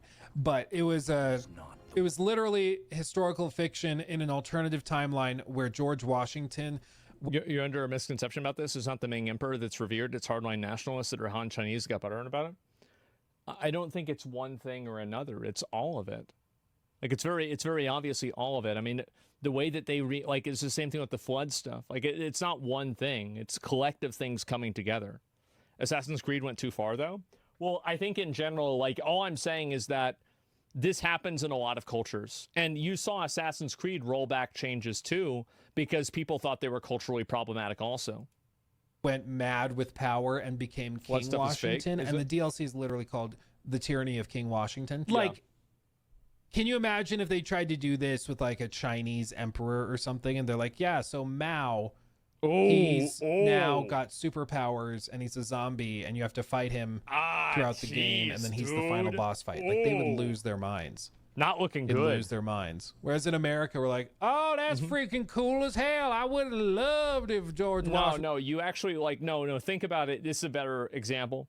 If they had made a game where the South won the Civil War and America was better, people would lose their fucking minds. They would be so mad about that. It would be insane. So yeah, no, absolutely, at 100 fucking %. Yes, it 100% would happen in America too. Washington would have been king. They'd be happy. Would have gotten Some rid of people all would be. these communists. Yep. It's just very different. Very different. It's too bad. The DLC was like kind of ridiculous. I didn't get to play it till years after the fact because it was so broken. It was like so broken at launch. But it had like all sorts of magical effects in it too, and then it had like a final boss fight on top of a gigantic pyramid that George Washington was building in Washington, or in Philadelphia, I think it was. Like you can kind of see it here. Like literally, they were building a gigantic pyramid. It's like pretty unhinged as far as like DLC go. But it's back in the day when Assassin's Creed would just do wild stuff. And you'd be like, what are we doing, man? What are we doing? Assassin's Creed 2 lets you fist fight the Pope. Yeah, I know. Yeah, they shouldn't censor it. That's freaking stupid as hell. And I don't blame I think that they just have to. Like, they get enough pushback from, like, the current culture over there. Again, this is what happens with gacha games, too. There's also a component to it that probably the government could get involved. And, like, the threat of that looming over them whenever you have a bunch of people in the community that are very angry about it, that are in your language, like, you put all that together. And as I said, I'm surprised that it even released this way. I am. It's shocking to me. For being upset about it. I can't think of a time where another game has literally cut and changed the story and like final boss fight outcomes post launch. Like that's pretty insane. Yeah, no, it's pretty big. I think this is probably one of the biggest examples of a video game being censored and changed after release, especially in terms of a plot device or something like that. And apparently the threat of the U.S. government looming over Roblox isn't stopping them. They quadrupled down. Yeah, they're going to keep doing that until it actually happens. Do you think they released it like this to get sales outside of China and now they're trying to make a profit from China? I think that there's a lot of reasons why they're doing it. It's probably, again, I think that it's a tremendous cultural unrest that's happening. And then that cultural unrest could precipitate a government intervention if people report it to the government and enough people are offended by it. That's probably what would happen. And so that's what they're worried about happening over there. And you have all kinds of, like, I mean, there's many countries, like I think China is the best example of it that a lot of people know, is that many games are censored and changed to make them in line with Chinese cultural norms, because that's the way they do things over there. Like it or not, that's the way it is. That's the government over there. And it's not like, this isn't a collective shout. This is the government of the country doing this. And so in some cases, right, other times it's the culture, right, and it depends. But yeah, like Wild Skulls back in TBC, yeah, exactly. Movies too, yeah, movies are the same thing. And again, like it's one of the things that's kind of annoying about certain games that come out, that, you know, they're being censored in one way or another. But in a general sense, I do think that it's never a good thing to have something like that get censored. It's not. Which sucks, since King Dynasty was really interesting. Qing Dynasty's every Chinese male had to shave their head and have a ponytail. Yeah, I didn't know that at all. I had no idea. Marvel Rivals needs to have a lot of Chinese lore-inspired skins. Well, yeah, they have a few of them, right? I mean, sure, absolutely. It's not culture. The government wants to erase the culture. I don't think that's true at all. The government obviously doesn't want to erase the culture. They want to enforce the culture. They have a specific way that they want people to see things, and that's what matters to them. And I feel like it's really just that simple.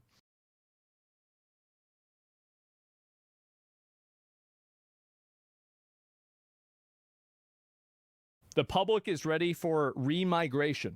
Oh boy. The public are ready. They are absolutely sick and tired of immigration, and they want the immigrants to go home. This is what YouGov polling is broadly telling us. And if there's one thing you can be sure of, if YouGov are vaguely pointing in the right wing, that means that the public are heavily in favor of it, and YouGov are underreporting it. Because YouGov are notorious for having sort of left-wing slant, because it's self-selected online polling, basically. But it is quite broad, and they do poll quite a lot of people. And as you can see, people are just sick of it.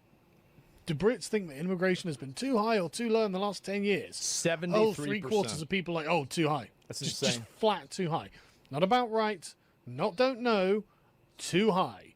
And the people who think it's been too low, 5%. And only 13% think it's about right. People know exactly what the problem is. There's just been way too much immigration. Moreover, has it been good or bad for the Britain? Mostly bad for the country, say, man, look at those numbers. I love how also the don't knows, don't give a fuck, I'm just here to grill, has stayed the same. That 7% literally does not fucking care. Half of all people. And another quarter say, well, it's been a bit of good and a bit bad. And only 17% like, well, mostly good. Yeah. Like, the numbers are in, the question has been answered, people are sick of it. People are not happy with how it has gone. Now, what is important to remember is that people are not really very aware of just how immigration actually works in this country. And there's been another wonderful I would have never guessed set of polls done by YouGov here that show that not only are people completely in favor of remigration, and literally half the population is just at the point, no, they need to go. Right? Yeah, they're just going to send them all back. That's really what the difference is. The public support for large-scale removals of migrants. Yep. Public attitudes towards immigration are heavily influenced by the belief that most migration to the UK is illegal. Yeah. Half the population. But they don't even know how they're getting here. And so we'll go through this. Nobody cares. Public attitudes towards immigration are heavily influenced by the belief that most immigration to the UK is illegal. Yeah, so they massage the data a little bit on this, and we'll go through it in a second. But when the basic question is asked, do you want a large decrease in the number 45% of Britons say they would support an immigration scenario where no new migrants were admitted and large numbers of recent migrants were required to leave.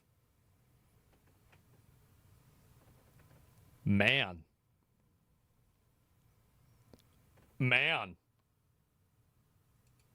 Migrants allowed to come to the UK, but still allowing some to come, you've got 42% who somewhat support, 14% who strongly support. So that's pretty good. That's 66% of people. And by the way, somebody said I predicted this. Anybody could have predicted this. If you didn't think this was going to happen, you're stupid. Like, I'm not smart because I predicted this. People are stupid because they couldn't. This was so obvious it was going to happen. 56% of people who are like, yeah, just massive reduction. And then you have 12% who don't know, 16% who somewhat oppose that, and 16% who strongly oppose it. But when you ask, admitting no more new migrants and requiring large numbers of migrants who came in the recent years to leave, a quarter of people are just like, yep, strongly support, strongly Get support. them out. Now that in and of itself is probably enough, right? You could easily build a coalition around that. Yes, you so could. you've got the no more migrants. And I think this is one of the big reasons why it's growing, is that for a long time, social media and media in general was very controlled. And now that media isn't even nearly as controlled as it was, these people are realizing that they have the power of consensus, which is creating a snowball effect for this movement. Because now you have a tremendous amount of people that are realizing that, wait a minute, actually we are the majority. Actually, we can push for this. Actually, we can make change. And as soon as people realize that they're the majority, the amount of fighting that they will do will like quadruple. Like it will go up by a massive amount. They just took full control of the internet though? Exactly. And now that they don't have that control, now you see people talking about this. How many people voted for this? Well, I mean, a lot of people still support it. And we're going to make the ones who came here like in the last 10 years or whatever, they're going to go home. Right? That's a quarter of the electorate you've already won over there. Yeah. And this is one of those things that Saul Alinsky explains in Rules for Radicals. If you have a single issue party, then it will only get that percentage of people who care about that single issue. Yes. And in most times and places, you don't get an issue that is this polarizing either. Right? Yes. So what you need to do is expand it to people who, for them, it's not a primary issue, but if you get another issue that they are concerned about, well, then that adds to the coalition that you're going to build in order to... Yeah, it's like people that are against rapes, the rape gangs, people that are working illegally, jobs that are being taken by foreigners. There's a lot of like kind of knock-on effects of allowing a bunch of migration like they have done. And I think that the real way that you bring people over to your side is you explain those second-order effects in a popular mandate. Now, in this country, you only need about 36% of the public to vote for you, and you've got a government that has the entire parliament and controls enough seats to control parliament and form a government. So you can do as you please. So that is bloody close. But then you've also got the 19% who somewhat support this. Sure. And so if the option's on the table, if you can boil down the argument, the public debate, to are we going to have more immigrants or not, 45% of people are going to come down on the not side. That's a no Peruski. Like, that's pretty staggering. And the thing is, you're only going to get one party brave enough to do this, right? Reform will never sign up to this. The Conservatives will never sign up to this. Labour and the Lib Dems and the Greens and Jeremy Corbyn's Jezbollah, they're all on the other side of this. Now, on the other side of this, you have 26% who strongly oppose this, which is about, the same. And this is the one thing that I think a lot of British people need to contend with. They need to come to the realization that a tremendous amount of the people in their country want mass immigration and mass migration to continue. They think that it is the morally right thing to do because they've been guilted into it through propaganda, through messaging, through some other type of like issue. Yeah, there is a huge amount of people that support this. They're traitors. Well, you can call them whatever you want. But what I'm saying is that there's a lot of, I think, British people, and this is true in America too, that there's like a imaginary consensus on the other side that, oh, nobody actually wants this. That's not true. And as soon as you can address the people that actually do want it and see it for what it is, then you can fight against it in a way that's effective. And 18% who are somewhat opposed, which is about the same. So that's my point. You do have a number on that side. However, what you have is that number split into a plurality of parties. Yes. Again, you'll have Labour, Conservative, Reform, Greens, Jezbollah, and whatever else sucking up those votes. So if the right wing can get a single solid... I'm British. I think you're far from right on that. I mean, this is just a poll, right? I mean, like, maybe I can only read the poll and see what it says. And also, like, I see there's a lot of counter-protests for migration protests as well, right? I mean, there are a lot of counter-protesters that are out there. I don't know how you can't see that. That is just rock solid on the get rid of migrants. Well, that gives them one place to go. But that is staggering. That 45% of people are like, yeah, no more migrants. Yeah. And the ones that are here can just leave, right? And then when you water this down, having a neutral net migration, one in, one out, only 10% are strongly in favor of that. 32% somewhat in favor. Yeah. But it's much more tepid, much less interesting to people. And then I think this is the this is one of the things that I think is a very this is a very important part, is that the most extreme viewpoint has a massive amount of people that are on both sides of it. That is like a very heightened level of polarization. Levels remaining as they are, only 22% of people are in favor of that, and almost everyone else is like 41%, like absolutely not, absolutely not. Almost half the population. Yeah, and another 23%. You've got 64% of people who are just like, no, absolutely not. 2/3 of people are just like, no, we can't go on as we are. And then the idea of an increase in the number of migrants. Well, you've got 76% of people who are just 3/4 of people are just not in favor of this at all. That's a no. So you can see how the public find this and what their opinions are. They are not in favor of it. In fact, what a surprise! A really large percentage of them are just completely okay with it. And even those who somewhat oppose it, how much? I mean, somewhat oppose. What does that mean? Are they going to do anything? You know, it's only the sort of 26%. They'll generally probably, I think those people will probably come over to the, like, I think that in time you will see more and more people coming over to the anti-migration side as more of the crimes and things like that are discussed online. And that's the reason why they're doing the Safety Act. It's to prevent people from discussing it. Labour votes who are going to be they don't want people talking about it. But this is the key part, because there is a strong misapprehension on the nature of immigration into the United Kingdom. Yeah. Because when people are asked, right, they think that migration into Britain is about 70,000 a year. In fact, one of the main problems is the public's perception of immigration on the ground does not line up with what they believe immigration actually to be. And this is something that we need to do a much better job of educating people on. For example, this is from 2022. Public perception of immigration levels is wildly out of kilter with reality. When asked how many migrants entered the UK last year, this was in 2022, I believe this was published, the average estimate was only 70,000, almost 10 times less than the actual level of net migration. Well, that's because they're intentionally trying to mislead the people that are voting. There is a deliberate disinformation campaign in order for people to think that this problem isn't as big as it is. The same thing is happening in the United States with illegal immigration.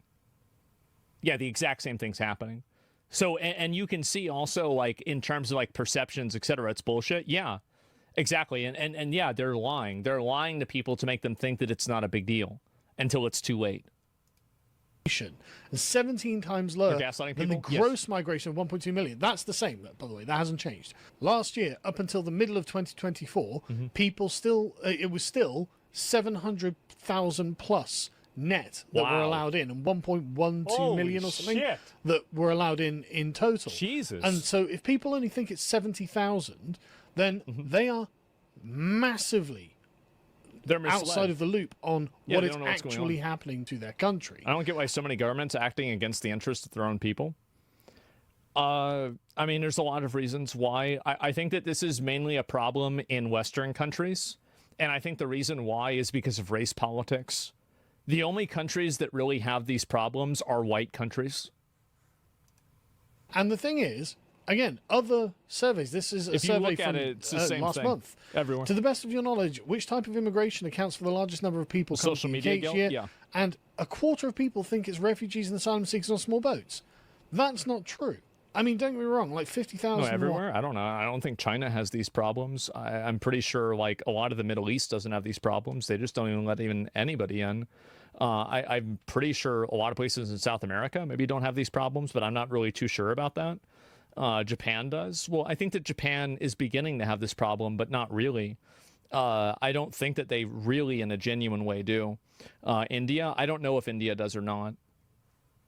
But I think that there is a unique guilt. There is a unique guilt culture that's taught in at least a lot of the Western countries, especially to white people. And I think that that's the reason why this messaging is so much more effective here than it is in other countries. We don't have that problem in South America? Yeah, I'm just not sure.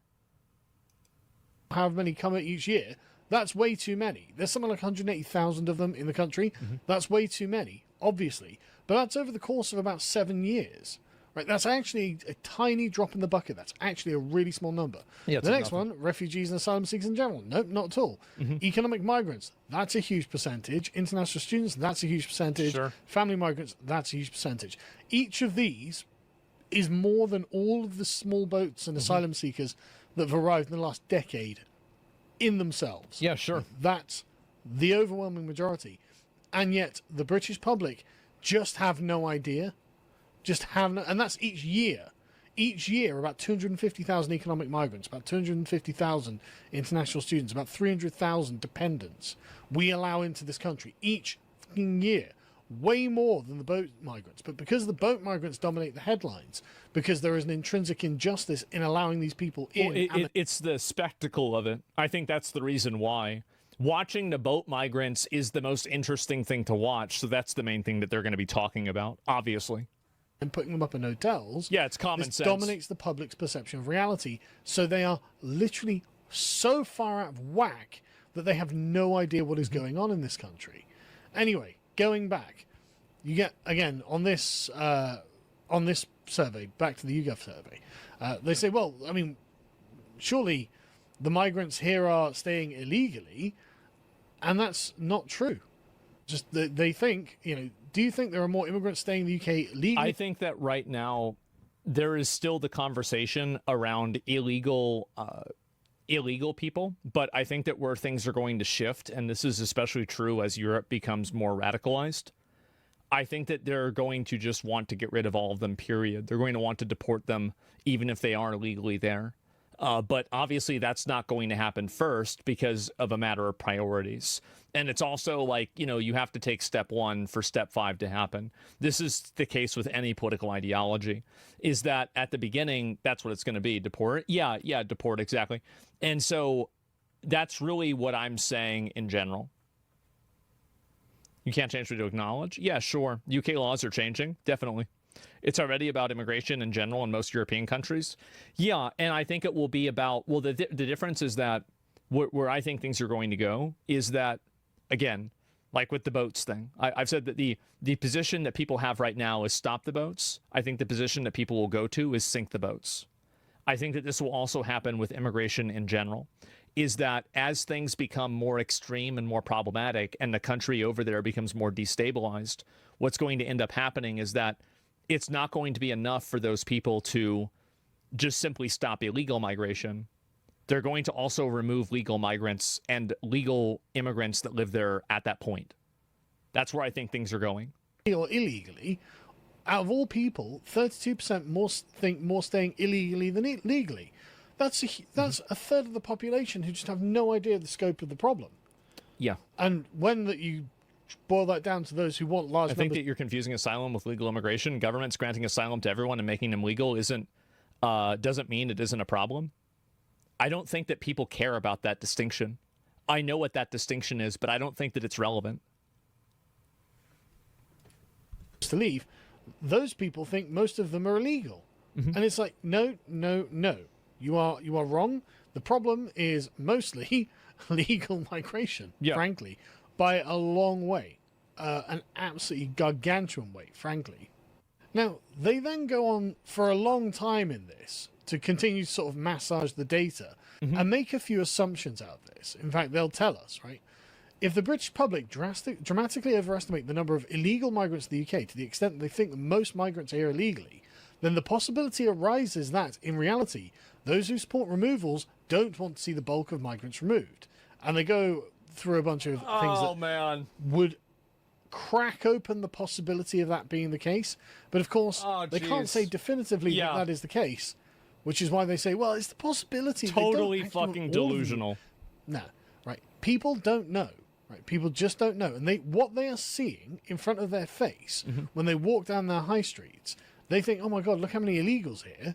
No, they're all legals. They're all legals when you're walking down your high street and it's completely filled with strangers that you just don't recognize, who speak languages that aren't your own, who don't speak English. They're not illegals. When you go into the NHS and it's completely packed. Yeah, exactly. I think that's it. Thank you for making this a public conversation, such a wide audience. Yeah, I know that a lot of people... I think that a lot of people, and especially commentators, are afraid to talk about these topics because these are very divisive topics and they get you called all of the bad names that you don't want to be called. The reality for me is that I don't really give a shit. I don't really care that much. I'll just say it and I'll do it regardless. It doesn't matter to me. And if I think this is an interesting conversation, I will have it. It's the same reason people got mad at me for watching that Nick Fuentes video. I want to say cry about it. Cry about it, get mad, make tweets about it, and I'll make content out of it, and it'll be my next video. So nothing that anybody does like that is going to have any effect on where I'm going to go or what's going to happen. Yep. That's and it. you're just like, where have all these people come from? These are not English people. Why are they in the NHS? They're not illegals. They're all legals. They're all let in by successive Labour and Conservative governments. And you just think illegal because the press only really talk about the illegals because it's something, honestly, there's just no pushback, a good pushback on. Sure. The screeching lefties who are like, no, we need to let every unvetted man under the sun into the country and give them access to schools right near their hotels. That's not actually a good argument. And even most people on the left are kind of embarrassed by that argument. Yeah, sure. Like, they're like, yeah, okay, maybe something needs to be done about this, right? They keep raping too many children. But the main issue and the real core contention that people, when they say, I don't want any more new migrants and I want loads of them to go home, they're not thinking abstractly, oh, it's costing us £4 billion a day to put them in hotels, right? They're not thinking that. What they're thinking is, where have all these fucking weirdos come from? Where have all these strangers come from? Why are they here? Why are they wandering around our high streets? Why can't they go home? Exactly. And they assume they're illegal, but they're not. And so actually, instead of assuming the possibility that they don't actually want to see the bulk of migrants removed, yeah, they do. They just think that would they just assume these people are here illegally. Yeah, they want to get rid of them no matter what. Them being illegal is something that's more politically correct to say, but they'll get rid of them no matter what. It's hard for people to genuinely believe the scope of the betrayal of our governments, right? That's what the problem is. The scope of the betrayal and the dispossession of the English from their own homelands. That's what they can't believe, and that's what they're really reacting to here. That's why they want them gone. Anyway, obviously, there is only one MP who is going to do something about this. Yeah. Rupert tweeted, legal immigration is a bigger problem than illegal immigration. We know the illegals have to go, but what about those who have come legally? And that's exactly the point. That is really what people are asking for here. Yes. This 45%, that's what you're thinking. You are wrong on the fact that it's mostly illegals. No, it's not. It's mostly legals, and you want them gone, and you have to understand that. Again, we need to do a better job of educating people. And this, bro, look at this guy's tweet. Well, actually, he'll probably go over it. On the plus side, I mean, this is a great number. We can build on this. You know, let me ask you something. Do you think this number is going to go up or down? What do you think? If you had to guess, one or another, is it going to go up? I think so. Good start, and we can build this up. And you've got Rupert goes through a bunch of points that they actually address in here, in fact, because they start breaking down the numbers, and you get some brutal numbers where just as a percentage of all Britons, people who came to the UK to claim benefits. Yep. So any foreigner on benefits, 38% of the people just think go. Get the fuck out. Absolutely. Which happens to perfectly. Read this. Legal immigration is a bigger problem than illegal immigration. We know the illegals have to go, but that should go without saying in 2025. What about those who have come illegally? If you're a foreign national living in Britain and unable to speak English, you're going home. Living on benefits, unable to support yourself and your family financially, you're going home. Social housing, going home. Taking more than you give, going home. Breaking the laws, hating our way of life, going home. Found to be in any way abusing our system or defrauding the British people who built this country, you're going home. That's right. line with Rupert, living on benefits, unable to support yourself and your family financially, you should go home. And that's 90% of people, 91% of people who just wanted large numbers of them to leave anyway. Obviously, if... Somebody in chat said this, it's true. This is the moderate position. Yeah. This is the moderate position that is the liberal, reasonable perspective.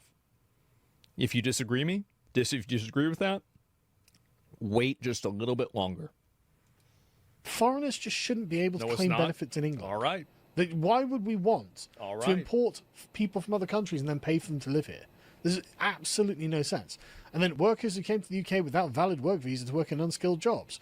Again, not necessarily people who are illegal. 85% of people are like, yeah, get rid of them, who wanted the migrants to leave. But 36% of the general public overall, obviously. Somebody says that's pretty small sample size of 847 people.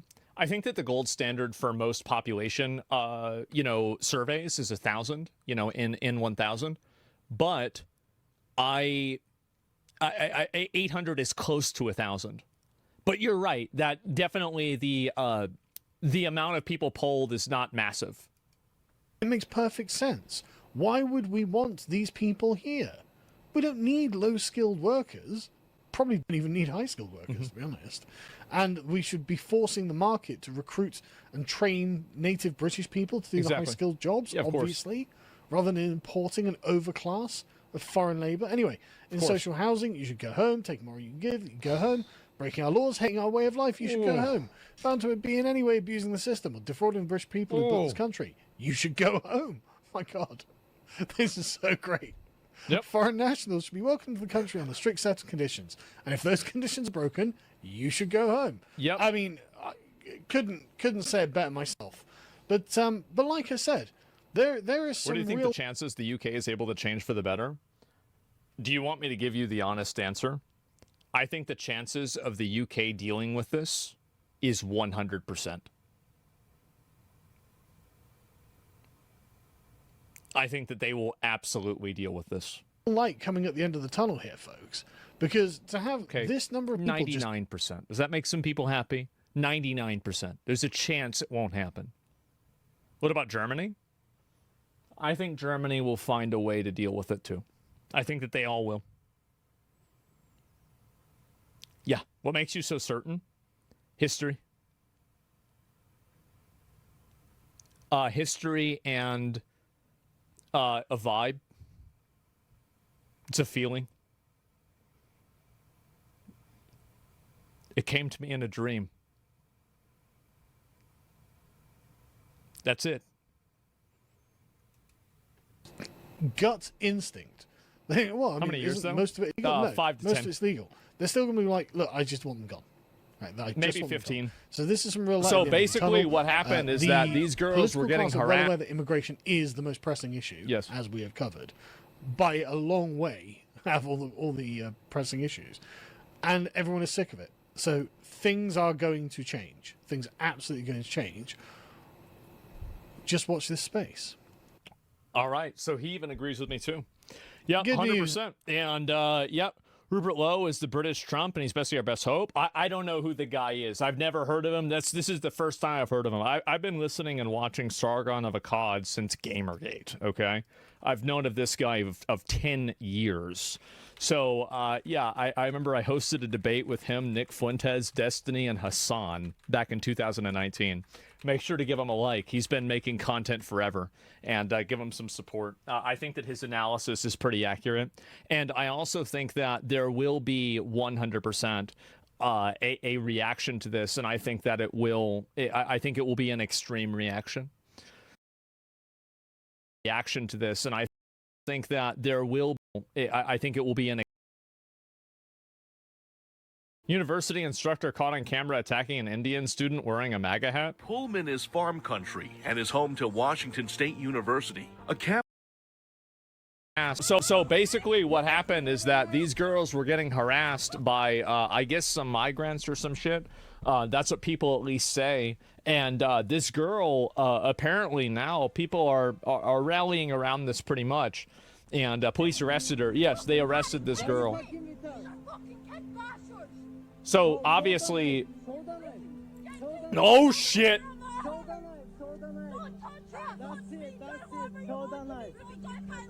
She says show the knife so he can go and get her in trouble, which is so crazy that like this guy is trying to bait a 14-year-old girl into doing something that's going to get her in trouble after he's trying to stalk and sexually harass her. This, and by the way, we're not talking about like fucking 18, 17, nothing like that. I don't know what the age of consent over in Britain is, but I tell you what it's not, and it's not 14, okay?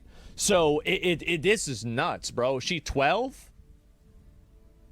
Oh my God. It's 16? Yeah, well that ain't 12. I tell you, I've been to math before, and that ain't the way them numbers add up. Actually, it is. The way it adds up is it you subtract it and it comes out to 10 to 20. You believe that? This girl is in big trouble. Yeah. And this is what happened. So on August 23, 2025, the police received a report that a girl was seen with bladed weapons threatening an immigrant in Dundee, Scotland. Yeah. Although it was not really stated what led to this incident. The police... Isn't it crazy how like all you have to do is press these people when they go back to their default programming? Is like, this is so like they immediately, bro, they immediately go back to the Braveheart. Immediately, like you said, oh wow, like, oh, there's no way they're gonna go back. Bro, this 14 or 12-year-old girl is more aggressive. Yeah, they factory reset. Yeah, she's got more fucking she's got more freedom inside of her than half the pussies in Parliament do. What the hell happened? Yeah, they factory resetted her. As a result of the failure of the police to protect the natives of Britain from crimes perpetrated by immigrants. Oh, the police has, however, revealed that the girl will be charged in connection to the incident.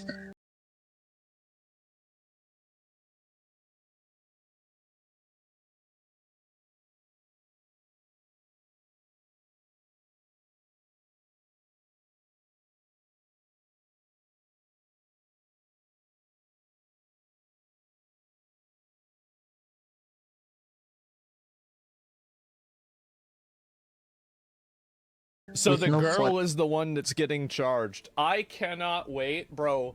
I cannot wait for the crash out over this. Because I guarantee you, this is building up into a... Like, this is going to be a generational crash out. Like, people are going to be losing... People are going to die.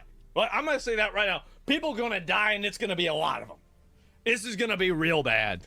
And yeah, rape is lynching. Yeah, and I'm telling you, it'll radicalize everybody. It will.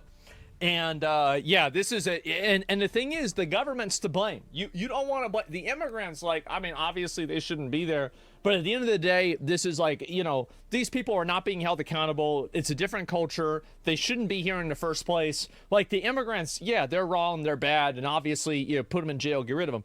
But at the same time, illegal immigrants and migrants, normal immigrants, I'm okay with, right? But in general, it's important to preface that. But the point is that, you know, you got a bunch of this other shit. You know, it's really, it's in my opinion, I always look at, so maybe this sounds crazy, but I always look at who has the power to change the outcome. And I look at them as the ones who are truly responsible.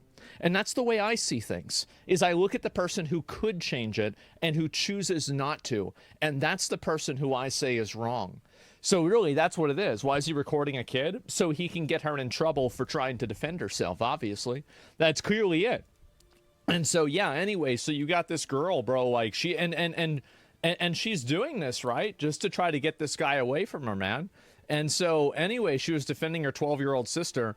Wife material, modern times. I mean, no, not wife material. No, that's the whole reason this happened. But anyway, absolutely disgusting. The rest of 14-year-old, yes. And let me, I know what he's saying, but like it's definitely the wrong time to say something like that. Anyway, you know, there's cameras at the park. The police should release the footage. Yeah, of course they can. And so anyway, this is what's been going on. A lot of people have been talking about this, and it's really not a surprise that what I find to also be interesting is that there's only a couple of videos about this at all on YouTube. I would have expected to see a tremendous amount of videos about this topic, considering how many people are discussing it. But for whatever reason, there's almost nothing about this on YouTube at all. Oh, I know why. It's because it was in Scotland.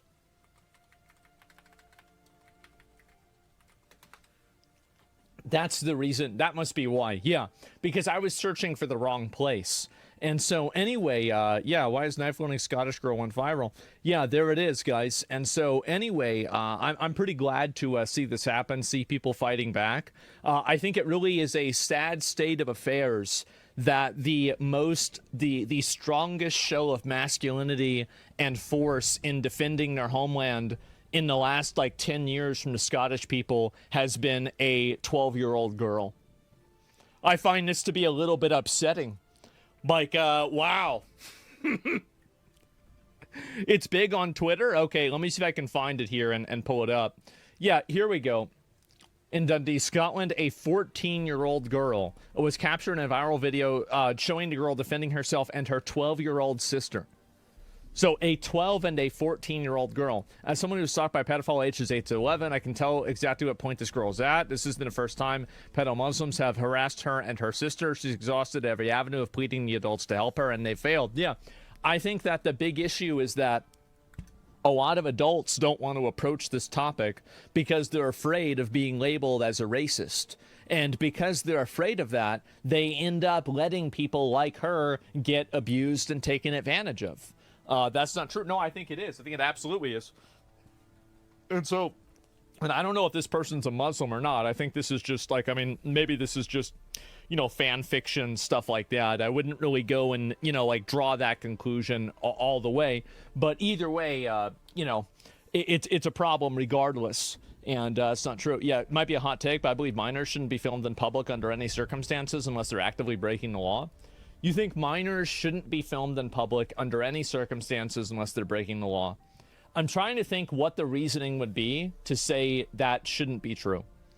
I think that if you're filming something and... So I feel like there's a big difference between a minor being on film and a minor being filmed. Does that make sense? So, like, for example, like, if you're recording, like, a specific person, then I could definitely be on, like, your side of the fence with it. But, like, if you're just, like, filming it like a McDonald's and there's, like, some kids behind you, then, no, I don't think that should be illegal, right? And so, like, it's kind of, like, common sense stuff. It's too complicated? Yeah, I think it might be too complicated, but I agree with you in principle of what you're trying to remove. It's not the men pot up kids' parks and video the girls. This is something that happens every day, not just parks, schools, and beaches too. Yeah, but like, don't you think that that problem is like, I mean, yeah, definitely that's an issue, but like, wouldn't you just go arrest those people? Like, this is the way I look at it. So what you're telling me is there's like a small group of people that's causing a big problem for, and like, so the way that you deal with that is you punish everybody? No, bullshit. No, yeah, well, I don't think that you need to have these like overarching rules in order to stop really stop the 2%ers. I think that we have a fundamental problem that all of the rules and all of the laws are curated around stopping 2%ers.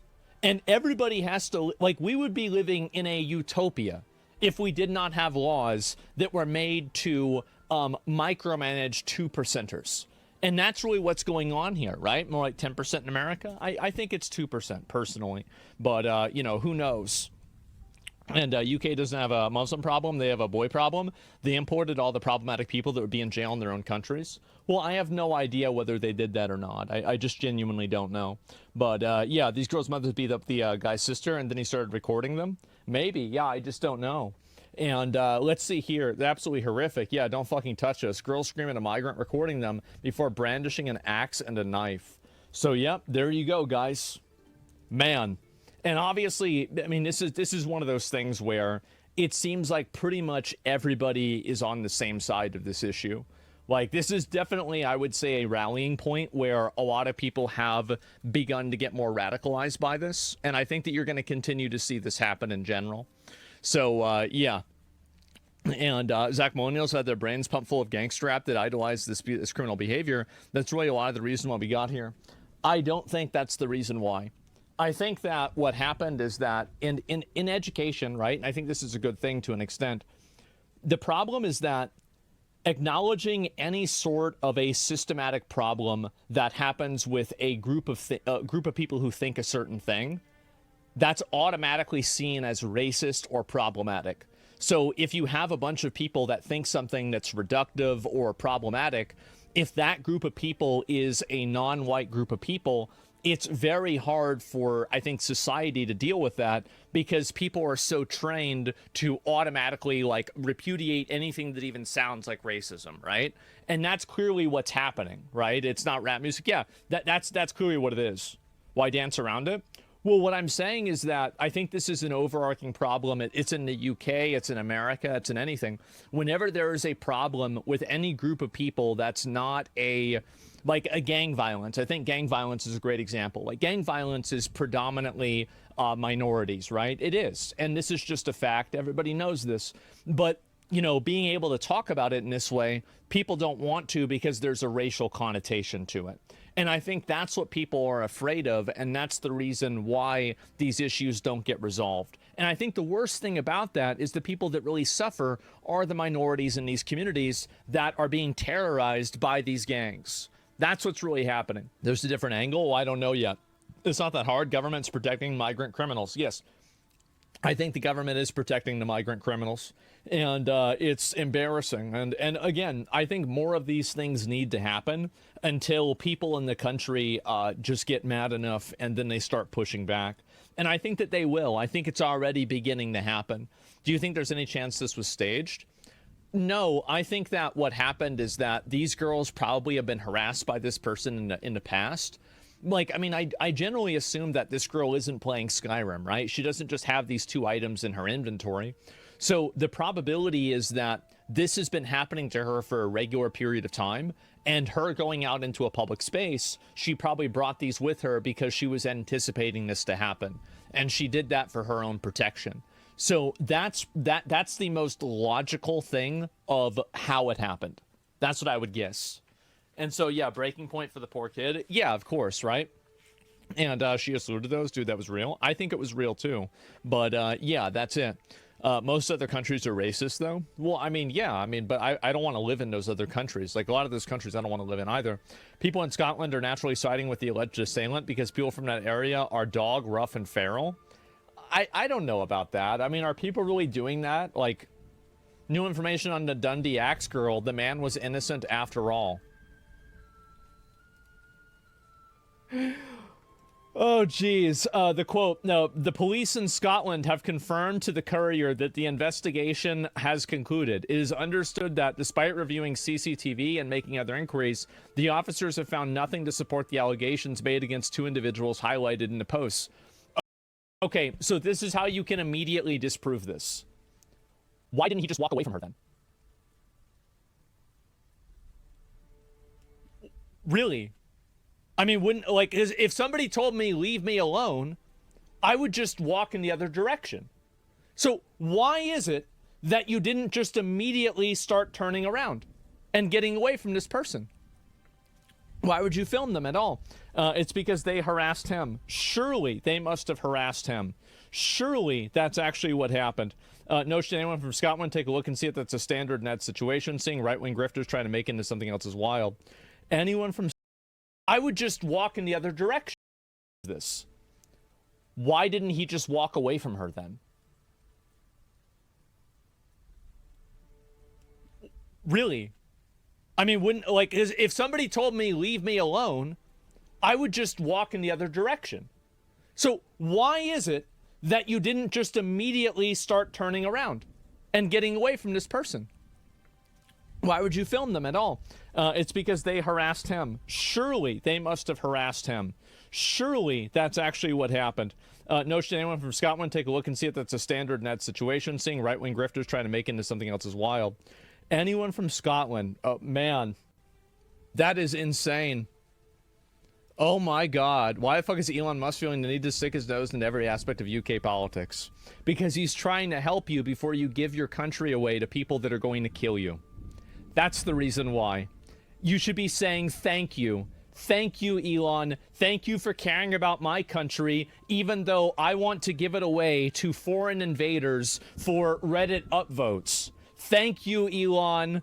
Yes. Oh my fucking God. Glasgow's full of them? I have no idea, but this is insane, man. Can you turn your brightness up? And yeah, exactly. By the way, why would anybody trust the police there? Isn't it amazing that people would even consider that?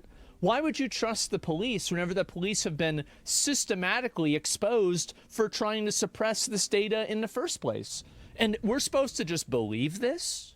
We're supposed to just trust this and say, oh yeah, this is what's going on? No, I think the reason why they said this is that they might not have absolute conclusive proof, but let's just use your fucking brain. See, this is the mind of a Redditor, is that they would rather take the an authority figure's position, and they would rather take their point of view rather than use their own thinking. And this is the big problem that I think Reddit has, is that Reddit has such, I said Tigger, okay? I didn't use the N, all right? Even if, I almost had a Tectone moment there, didn't I? But no, so, Tigger, yes, no, absolutely not. And I've never read it. So anyway, what was I saying before? I totally got distracted. Only it confirms your views. Exactly. So what happens is that people are willing to give up their own 5 senses. You are looking at a person actively pursuing 2 underage girls that are very clearly like saying, leave us the fuck alone, walking away from him. What kind of a person walks after somebody who's saying, leave me alone, stop following us? Who does this? Just apply even the slightest amount of logic to this. And this is the problem with Redditors, is that they're stupid people who think that they're smart.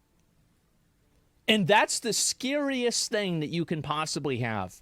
Because a stupid person who thinks that they're smart will listen to somebody who they think is smarter than them because they think that that reinforces their own intelligence.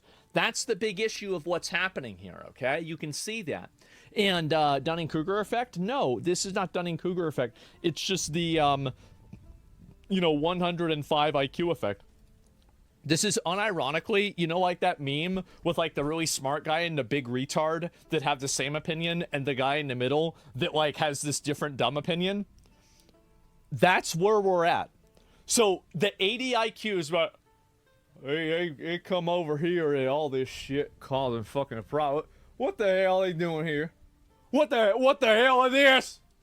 And then, you got the smart people that are like, well, if you look at the data and you see the amount of crimes that are being reported, and then, of course, after they said that, they go to jail. But then you have the people in the middle like, oh, no, but the police said that, you see, she made this man follow her. She was telling him to leave, but what she really was trying to do was make him follow her. Yeah, come on. It's insane, man. I misclicked the follow macro. Exactly. I see the Minneapolis shooting. I have not. I'm going to get to it, okay? It was a Christian church. Everybody was super excited and clamoring for the shooter to be a Muslim. They were saying, please let it be a Muslim. It was a white guy. That's right. Another one. Can you believe it? I guess we have a mental health crisis in this country. Yeah. And a trans white guy? Well, is it? No, hold up. Wait a minute. The guy had long hair. He had long hair. Does that mean he's trans? Like, I mean, what are we doing here? And so, yes, and yeah, it's probably, I don't know. Was it really? Okay, oh, they're trans. Oh, no. Oh, boy. Oh, jeez. We're going to get to that, but let me finish this, okay? Yes, all right. Give me a minute. I did not know this was, you called this? I actually didn't, well, in a way I did, with like everybody clamoring to like, which group of people is at fault for this? I think that, this is my opinion, okay? I think that if you go into a Catholic school full of children and you kill them, you have transcended ideology. You are into psychosis. It doesn't matter if you're white, black, Muslim, trans, straight, gay, tall, short, fat, skinny, male, female, anything. You have transcended ideology. You have transcended logic. You have transcended doctrine. You have transcended even dogma. And you have entered into psychosis and profound mental illness. And so that's the way I see it, okay? That's the way I see it. I think that there are very few Luigis where it seems like this guy kind of like, it wasn't a total nutball. But, yeah, you've transcended. Oh, transcended. Damn. I didn't even see that. I didn't even know that. Bro, we're going to get to it real quick, okay? But, yeah, the problem with what you're saying is you're being logical. Twitter retards aren't capable of that. Well, that's why everybody's watching me. That's why everybody waiting to see what I'm going to say about it. Like, whenever I say something about something, everybody talking about it, people are like, damn, can y'all believe what he said? They're like, damn, let's talk about what he said. And, like, that's it. So no, of course, right? I mean, that's the reason why. Is that in a world that's gone crazy, I'm the only one who's sane. And by the way, I hate to tell you guys this. I almost don't want to say this. I really believe that. I do. I really believe that. I believe that I'm one of the only people who hasn't gone crazy. Everybody else has gone crazy. And I'm one of the only people who hasn't. Yes, you're all wrong. Exactly. You're not alone. Sometimes I feel like it. But yes, I know that I'm not alone. You're going to talk about, yeah, I'll talk about Tectone's ban. Tectone got banned for being white. That's what happened. I found out from an anonymous source yesterday in my dreams that Tectone actually was banned for being white. Yeah, we've got a crazy problem here on Twitch. And that's where we're at. Big mistake. That's right. Should have done what, wait, I was going to make a blackface joke. Let's not. And anyway, so the point is, so you have Scotland that's trying to sweep and justify why it's okay. Like, I mean, again, these people will totally just resign any form of logic, rationality, or common sense thinking away in order for them to reaffirm their just stupid fucking views. So stupid. And so, yeah, you dream about Tectone? No, I didn't say. I didn't say if it was a nightmare or not, did I? And he got banned because he was bald. Maybe you're right. And so, yes. Anyway, Tectone viewership went down 100% after the bot crackdown today. That's true. Before, Tectone had 11,000 viewers, and now Tectone has 0. I wonder what happened. I guess he was. So nobody was watching. Well, how do you guys even know about it then? Yeah, he doesn't have any viewers today. Damn, that's crazy. In my opinion, I think that I'm going to be on, like, I talked to Tectone, like, very briefly yesterday about the situation. I think that Tectone, the thing is that, like, you have to be able to exercise stoicism and restraint in the face of tension and stress. And whenever you're in a situation where you're, on edge, where you're mad, or where something is, not going the way you want it to, you need to make sure that you keep your head straight. And I think that in a lot of cases, there are times where I could do something that would maybe be very aggressive and it would maybe make me feel good, but it would not achieve my goal in the long term. I think that a form of long-term thinking and long-term planning, because I don't think that it's good for him that he gets banned. I don't think it's good for him that he got suspended. It doesn't help him, right? I mean, obviously, to an extent, it makes him to be a martyr, and I think it does draw attention to the fact that other people have gotten suspended for way less time, for way more stuff. Like, for example, like Mike from PA, like saying that Jews are a demonic ethnicity or demonic entity or something like that, I would say that's worse than just simply using the homophobic F word. And I don't see how any reasonable person couldn't come to that conclusion. But at the same time, you have to look at what serves your interests and what serves your goals the best. Is it best to alienate yourself from a system by doing something extreme in order to prove a point? Or is it best to work within the system and to try to change it gradually over time? Now, my opinion in general is to work within a system and change it over time because I think it's more effective. I only look at, and this is something that, it's taken me a long time to get there. And I still fall short of this in some cases myself. But on a personal level, I only look at where I am and where I want to be. That's it.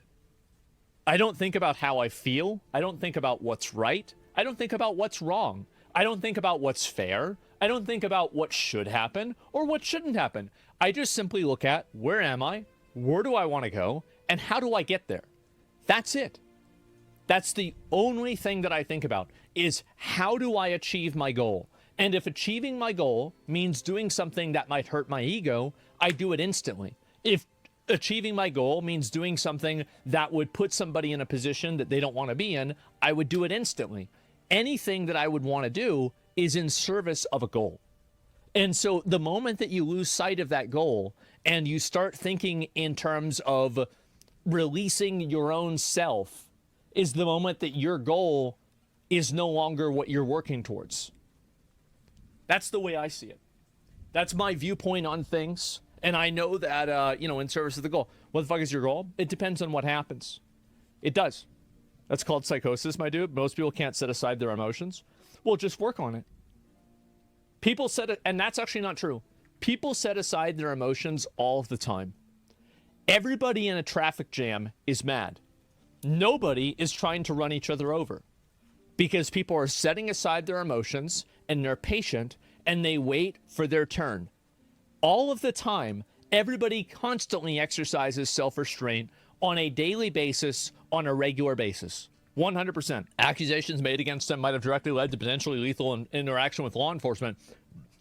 I can't see how people don't consider calling someone a rapist to be worse than the F word. Calling somebody a rapist is infinitely worse than calling somebody the F word. Here's how you know that's true. Because calling somebody a rapist can get you a defamation charge and make you lose millions of dollars, and calling somebody the F word can't. So that's a big reason why. It's literally that simple. No, you're absolutely right. I mean, you shouldn't be having people say that somebody's a rapist for any reason. Like, that's it. And you can call anyone specific the F word. Well, I'm just saying in general, saying the F word doesn't land you in jail, but calling somebody a rapist does. Or it could. Not jail, but like a court judgment, right? And so, yeah. But anyway, bro, being in traffic doesn't get me mad enough to want to murder someone. I didn't say that, did I? Did I say murder? No, I didn't. I said drive around everybody else. Like, do you ever get impatient? Have you ever been impatient waiting in a line? Do you run to the beginning of the line? No, you don't. You control your emotions and you wait until it's your turn.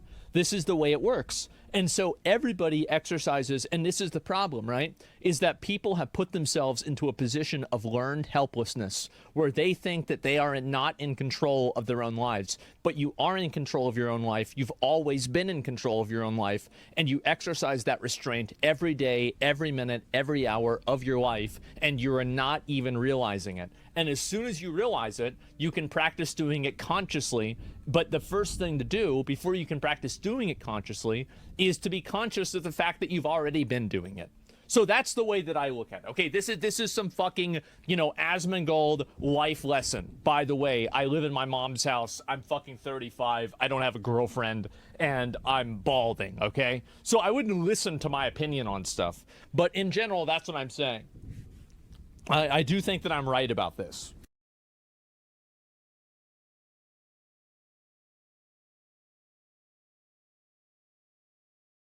One of the closure. Of the unhoused? You mean homeless people? Jesus Christ, bro. Like, these euphemisms are driving me crazy. They really are. Crime! That's exactly what's taking place at McDonald's in many parts of the country. What a but surprise! Interestingly, What? even in New York, where you see some of this at its most intense, these stores have found a way to stay open.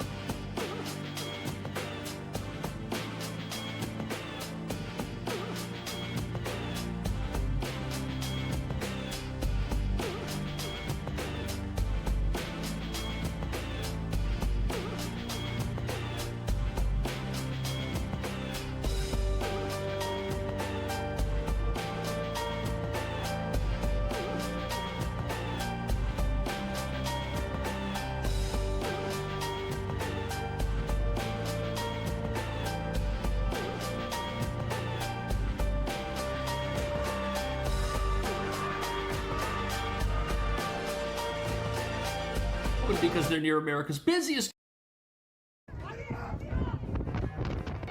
Damn.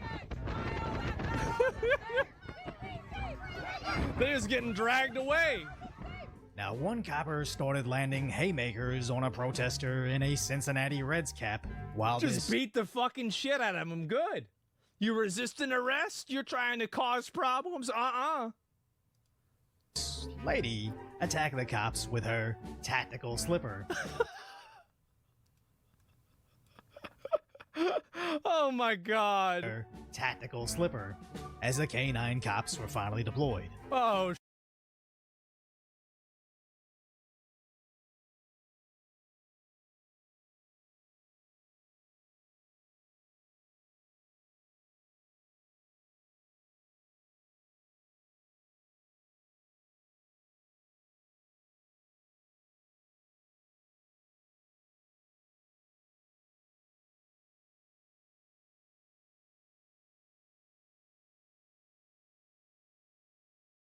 good people. They're great leaders. And we've never had a case where 7 plus really 28, essentially 38 countries were represented here the other day. 38 European countries were represented. European and other countries were represented. And it was a great meeting. But your country is respected again. I say it all the time. 1 year ago, our country was dead. Everybody said it. We had a dead country. We were not going to survive. Now we have the hottest country anywhere in the world. So it's an honor to be involved. And this group has a lot to do with it right behind me. Oh, got him. Does anybody behind me have any? Yeah, there it is, right? And it's calls people retarded. Yeah, I know. Chatter was right. You misunderstood him. There No, are I didn't experiments misunderstand him happening at all. right now. Real peer-reviewed physics experiments where time doesn't exist. Not a second, not a tick, nothing. And yet, in this strange absence, the universe doesn't stand still. Things still happen. Particles change. Systems evolve. Photons act like clocks, and somehow the story moves forward. But not because time is ticking in the background. It's because of something else entirely, something stranger. According to a growing number of physicists, time might not be some fundamental ingredient of reality. It might just be a side effect, an illusion, something that only appears when parts of the universe are entangled with each other in just the right way. And once you see how that works, it starts to make everything else, motion, cause, memory, even your entire life, feel very different. Not less real, just not what we thought.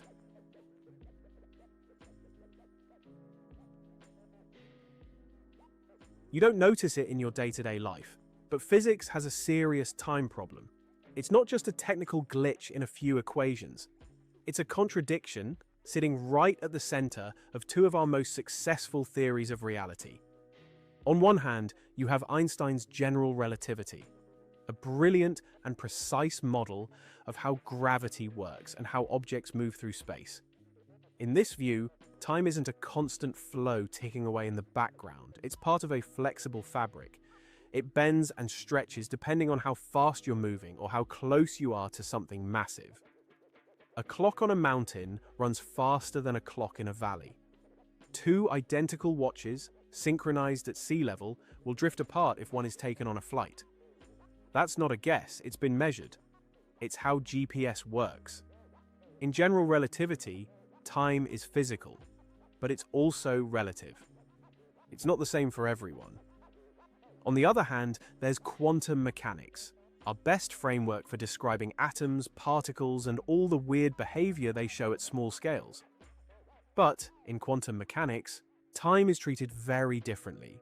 It's not bent or stretched or tangled up with space. It's not even dynamic. Time in quantum mechanics is just a background variable. It's fixed, universal, and absolute. It moves forward step by step, the same for everyone, like the ticks of a perfect cosmic metronome. The particles can be uncertain, indeterminate, probabilistic, but the clock itself is always regular. So here's the problem. These two theories, relativity and quantum mechanics, both work incredibly well. They match experiments to ridiculous precision, but they don't agree on what time is. In one theory, time is flexible and local.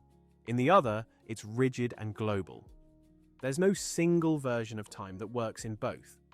If you're trying to build a theory that unifies the two, a quantum theory of gravity, for example, you immediately run into a wall. Which version of time are you going to use? They can't both be right. Physicists have been stuck on this for decades. Try to write down the equations for quantum gravity, and one of the first things you notice is that time disappears, literally. In some formulations, like the Wheeler-DeWitt equation, the variable for time doesn't even show up. You're left with a system that somehow describes everything, but doesn't evolve. It's as if the universe, at the deepest level, isn't running forward in time, it's just sitting there, completely still. And that's not some edge case theory from the 70s. That's mainstream work in quantum gravity. The implications are hard to ignore. Maybe time doesn't need to be part of the fundamental description of the universe. Maybe it's not built into reality at all. Instead, what we experience as time could be something that only shows up in certain contexts, like temperature or pressure. It could be an emergent property, a consequence of how things are arranged and how they interact. This idea, that time might not be fundamental, isn't just a weird philosophical suggestion. It's a response to a real inconsistency between the two most successful theories in physics. And the more researchers explore it, the more it starts to make sense. Not because they're trying to get rid of time, but because time keeps disappearing whenever they look too closely. We've just talked about a reality where time might not be real in the way we think, where everything we experience, change, progression, memory, might just be patterns in entanglement. But here's the thing, whether or not time is fundamental, we still feel it. We still live inside it. And sometimes the weight of that experience can be overwhelming. This portion of the video is a paid partnership with BetterHelp. There are phases in life where everything feels out of sync, like you're stuck in a version of yourself that doesn't fit anymore. I've been there, and I know how hard it can be to untangle what's going on internally. That's where talking to a therapist helped. Not to fix everything, but to finally pause and gain perspective. BetterHelp makes that easier. You fill out a short questionnaire, and they match you with a credentialed therapist.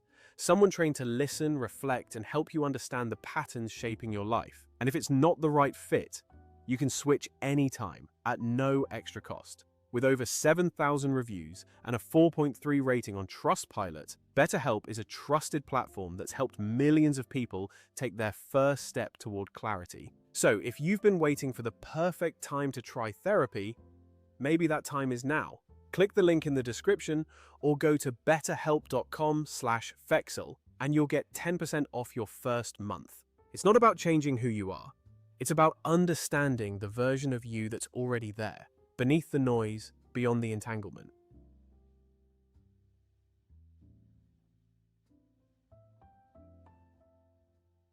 In the early 1980s, two physicists, Don Page and William Wouters, published a theory that still makes most people pause and reread it twice. They weren't saying time flows differently in different places. They weren't trying to fix relativity or clean up quantum mechanics. What they proposed was something far more disruptive. That time might not be real in the first place. Not in the way we think. According to their theory, the entire universe could exist in a completely static, timeless state. And yet, from inside that universe, an observer could still experience the passage of time as if it were real, without there being any actual ticking clock underneath. It sounds like a contradiction, but their logic was built on one of the strangest and most powerful features in quantum physics: entanglement.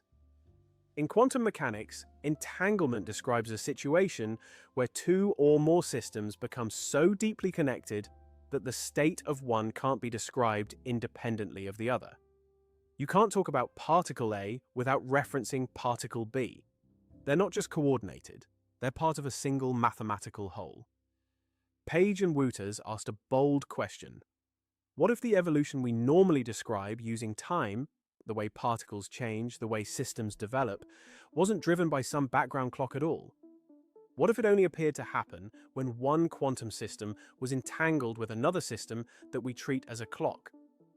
To test that idea, they built a simple model.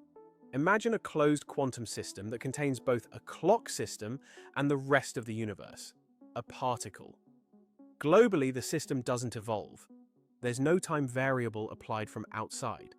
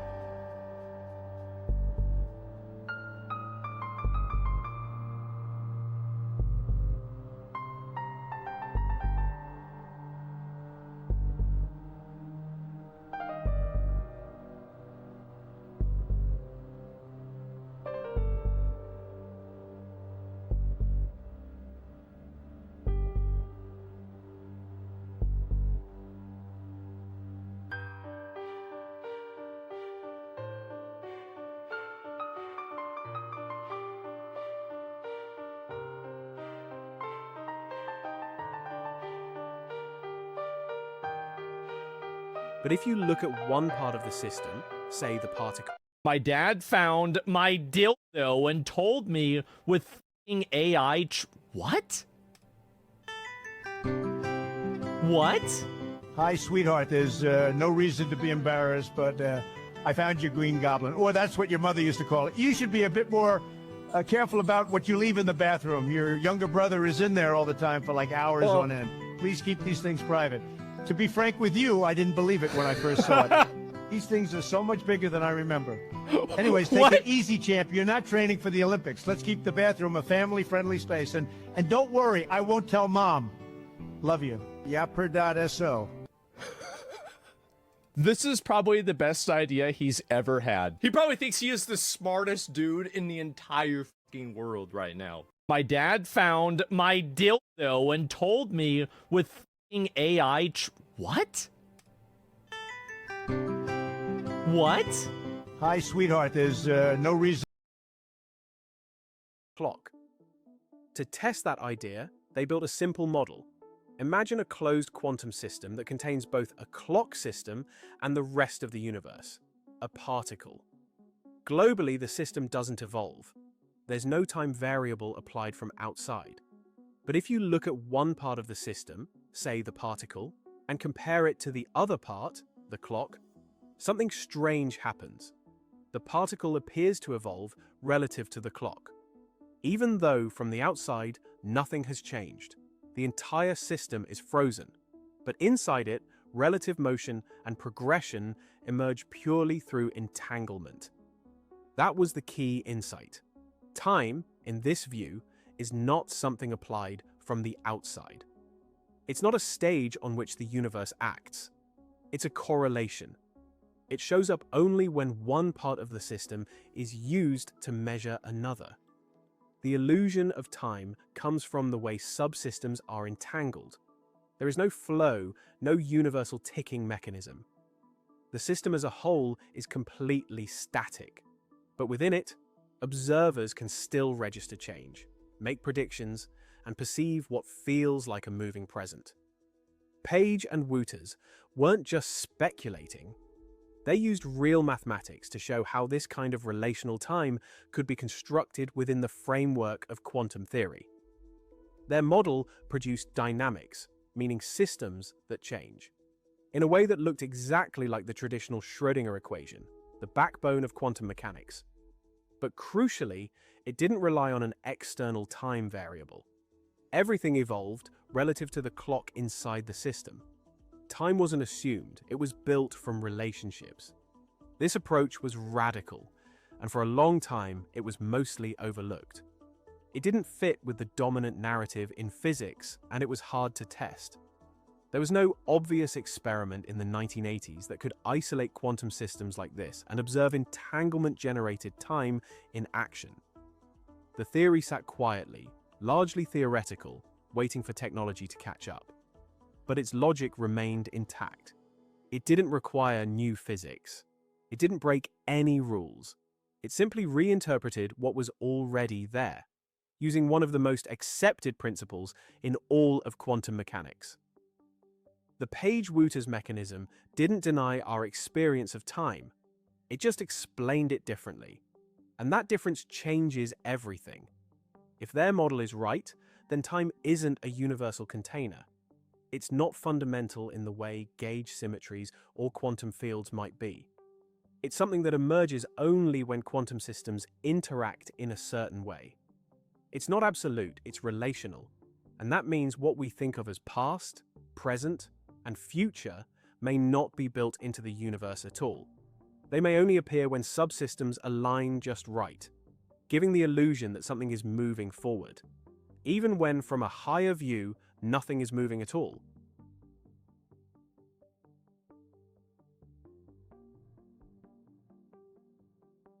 For decades, the Page-Wouters mechanism was treated as an interesting but purely theoretical model.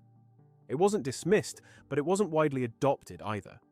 The problem wasn't with the logic, it was with the technology. Testing something like this required an environment that most labs simply couldn't create in the 1980s or even the 1990s. you'd need to build a self-contained quantum system with a measurable clock inside it. You'd need to isolate it from the environment, prevent it from decohering, and find a way to actually observe how one part of the system changes relative to the other, even when the whole thing is technically frozen. That level of control only became possible much later. Then, in 2013, a team of researchers led by Ekaterina Mareva in Italy managed to pull it off. What they built was a small, isolated quantum system using entangled photons. One photon acted as the clock, and the other served as the system being observed. The entire setup was designed to simulate the exact conditions described by Page and Wouters. The goal wasn't to measure time passing in the usual sense.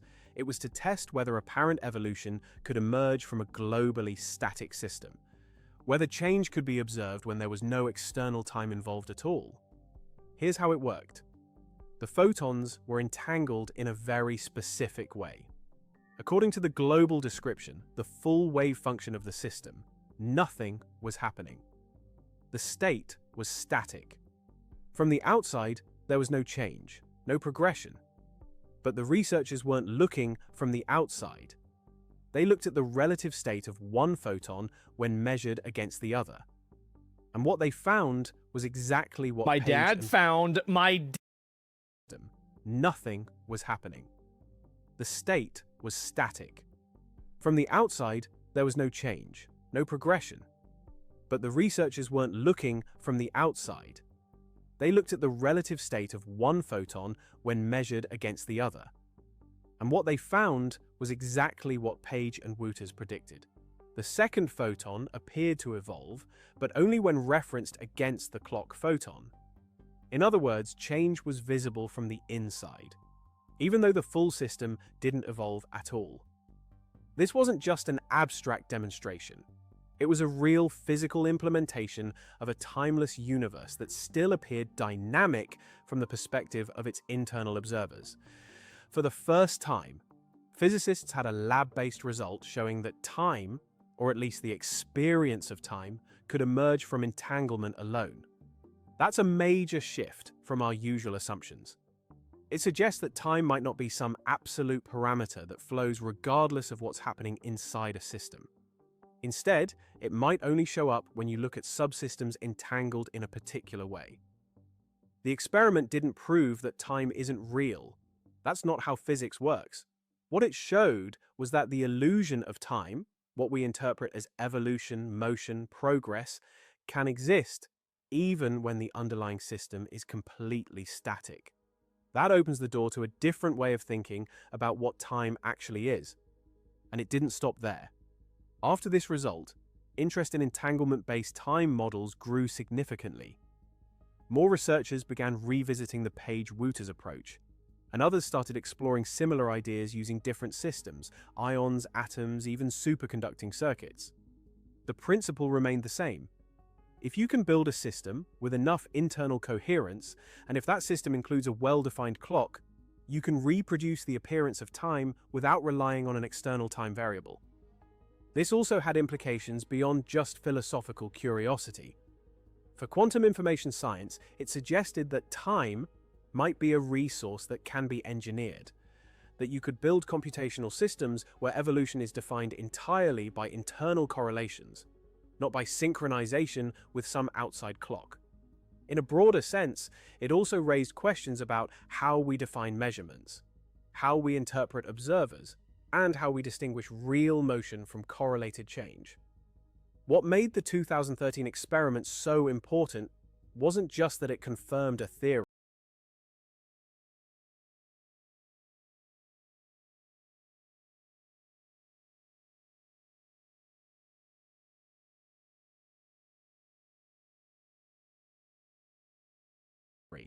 It was that it changed the conversation. After that, it became harder to ignore the possibility that time might not be fundamental. Not just because the math worked, but because the lab showed it could happen. A timeless system, made of nothing but light, behaving as if time were real. That doesn't mean time is fake.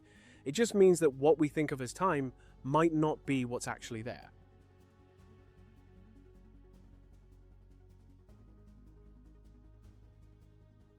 Most people first hear about quantum entanglement as a kind of weird party trick of physics. Two particles separated by vast distances somehow knowing what the other is doing. Einstein famously called it spooky action at a distance. And for years it was treated as a curiosity that didn't have much practical impact outside of thought experiments. But that's changed. Entanglement has gone from an odd feature of quantum theory to one of its most central pillars. It's no longer just a way to describe correlation. It's become the organizing principle of many modern theories about how the universe itself works. In the context of quantum mechanics, entanglement doesn't just mean connected, it means that the states of two systems are not independent. They are described by a single, unified, mathematical object.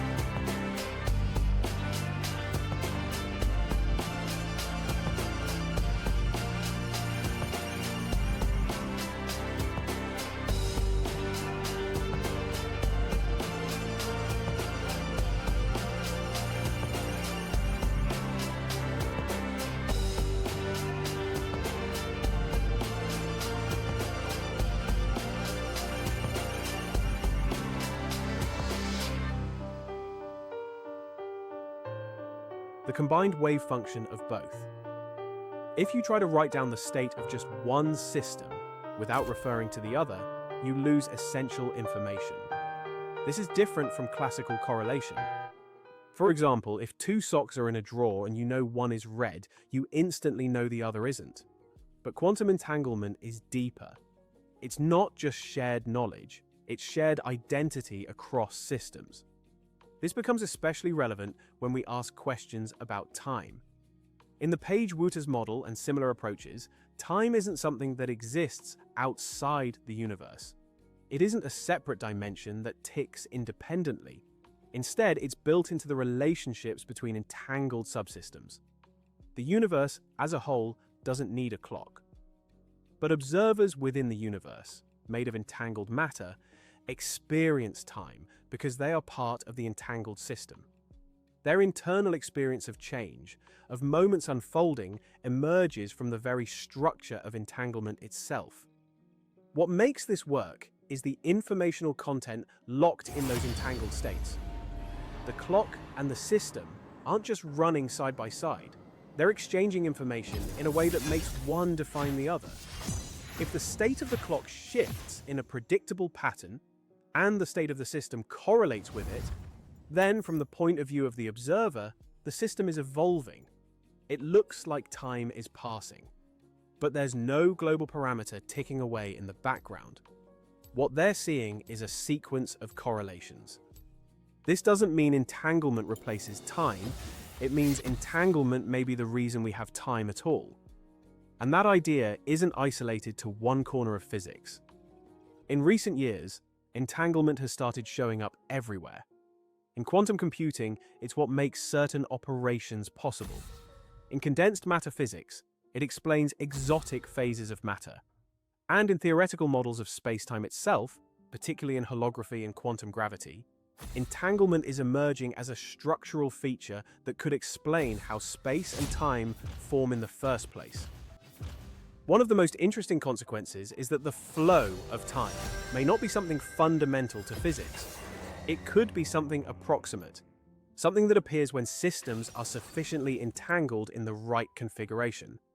In this view, time doesn't exist for everything. It only emerges when certain informational structures are in place. That means time isn't universal. It's local. It might not exist in systems that are too small, too isolated, or too weakly entangled.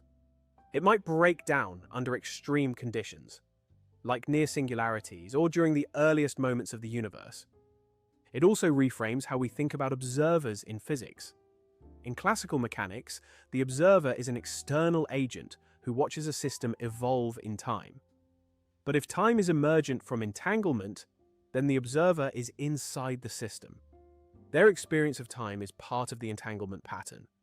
They don't witness time passing, they participate in its construction.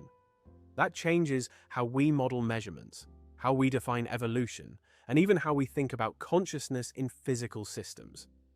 Importantly, this is not a metaphor. This is precise mathematics applied to real systems. The correlations between entangled particles are not vague or mystical, they're measurable and they match predictions with astonishing accuracy. When researchers build entangled systems in the lab, they can map how one part changes in reference to the other. Those patterns aren't imposed, they're discovered.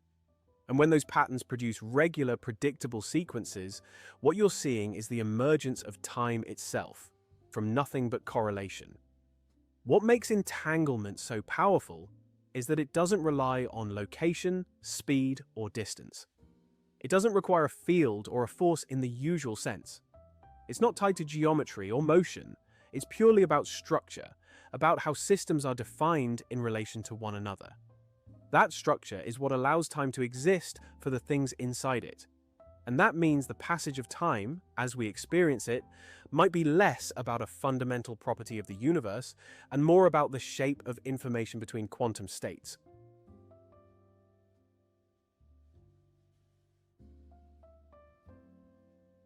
Entanglement alone is already a powerful idea. It can explain how systems evolve without needing external time. But once gravity enters the picture, everything gets more complicated and more interesting. In the classical view from general relativity, gravity isn't really a force, it's the result of mass bending spacetime. And that curvature affects how time flows. A stronger gravitational field slows down time relative to weaker ones. We've confirmed this over and over. Atomic clocks placed just a few centimeters higher off the ground tick measurably faster than those lower down, thanks to the exquisite precision of modern timekeeping. These are not fringe experiments. They're precise, replicable, and well understood. But gravity's influence on time becomes even more intriguing when quantum mechanics gets involved. In quantum theory, every particle can be in a superposition of states, existing in multiple possible outcomes simultaneously until a measurement is made. Imagine a quantum clock that isn't just in one place in a gravitational field, but in a superposition of locations. According to general relativity, time flows differently at different altitudes. So now you have a single clock experiencing multiple time rates simultaneously. That sounds strange, but it's what you'd expect if both theories are right. Physicists have started to take this seriously. In 2019, researchers led by Magdalena Zick published results from an experiment that placed two atoms in different gravitational potentials and let them become entangled. The idea was simple: observe how gravity affects their coherence.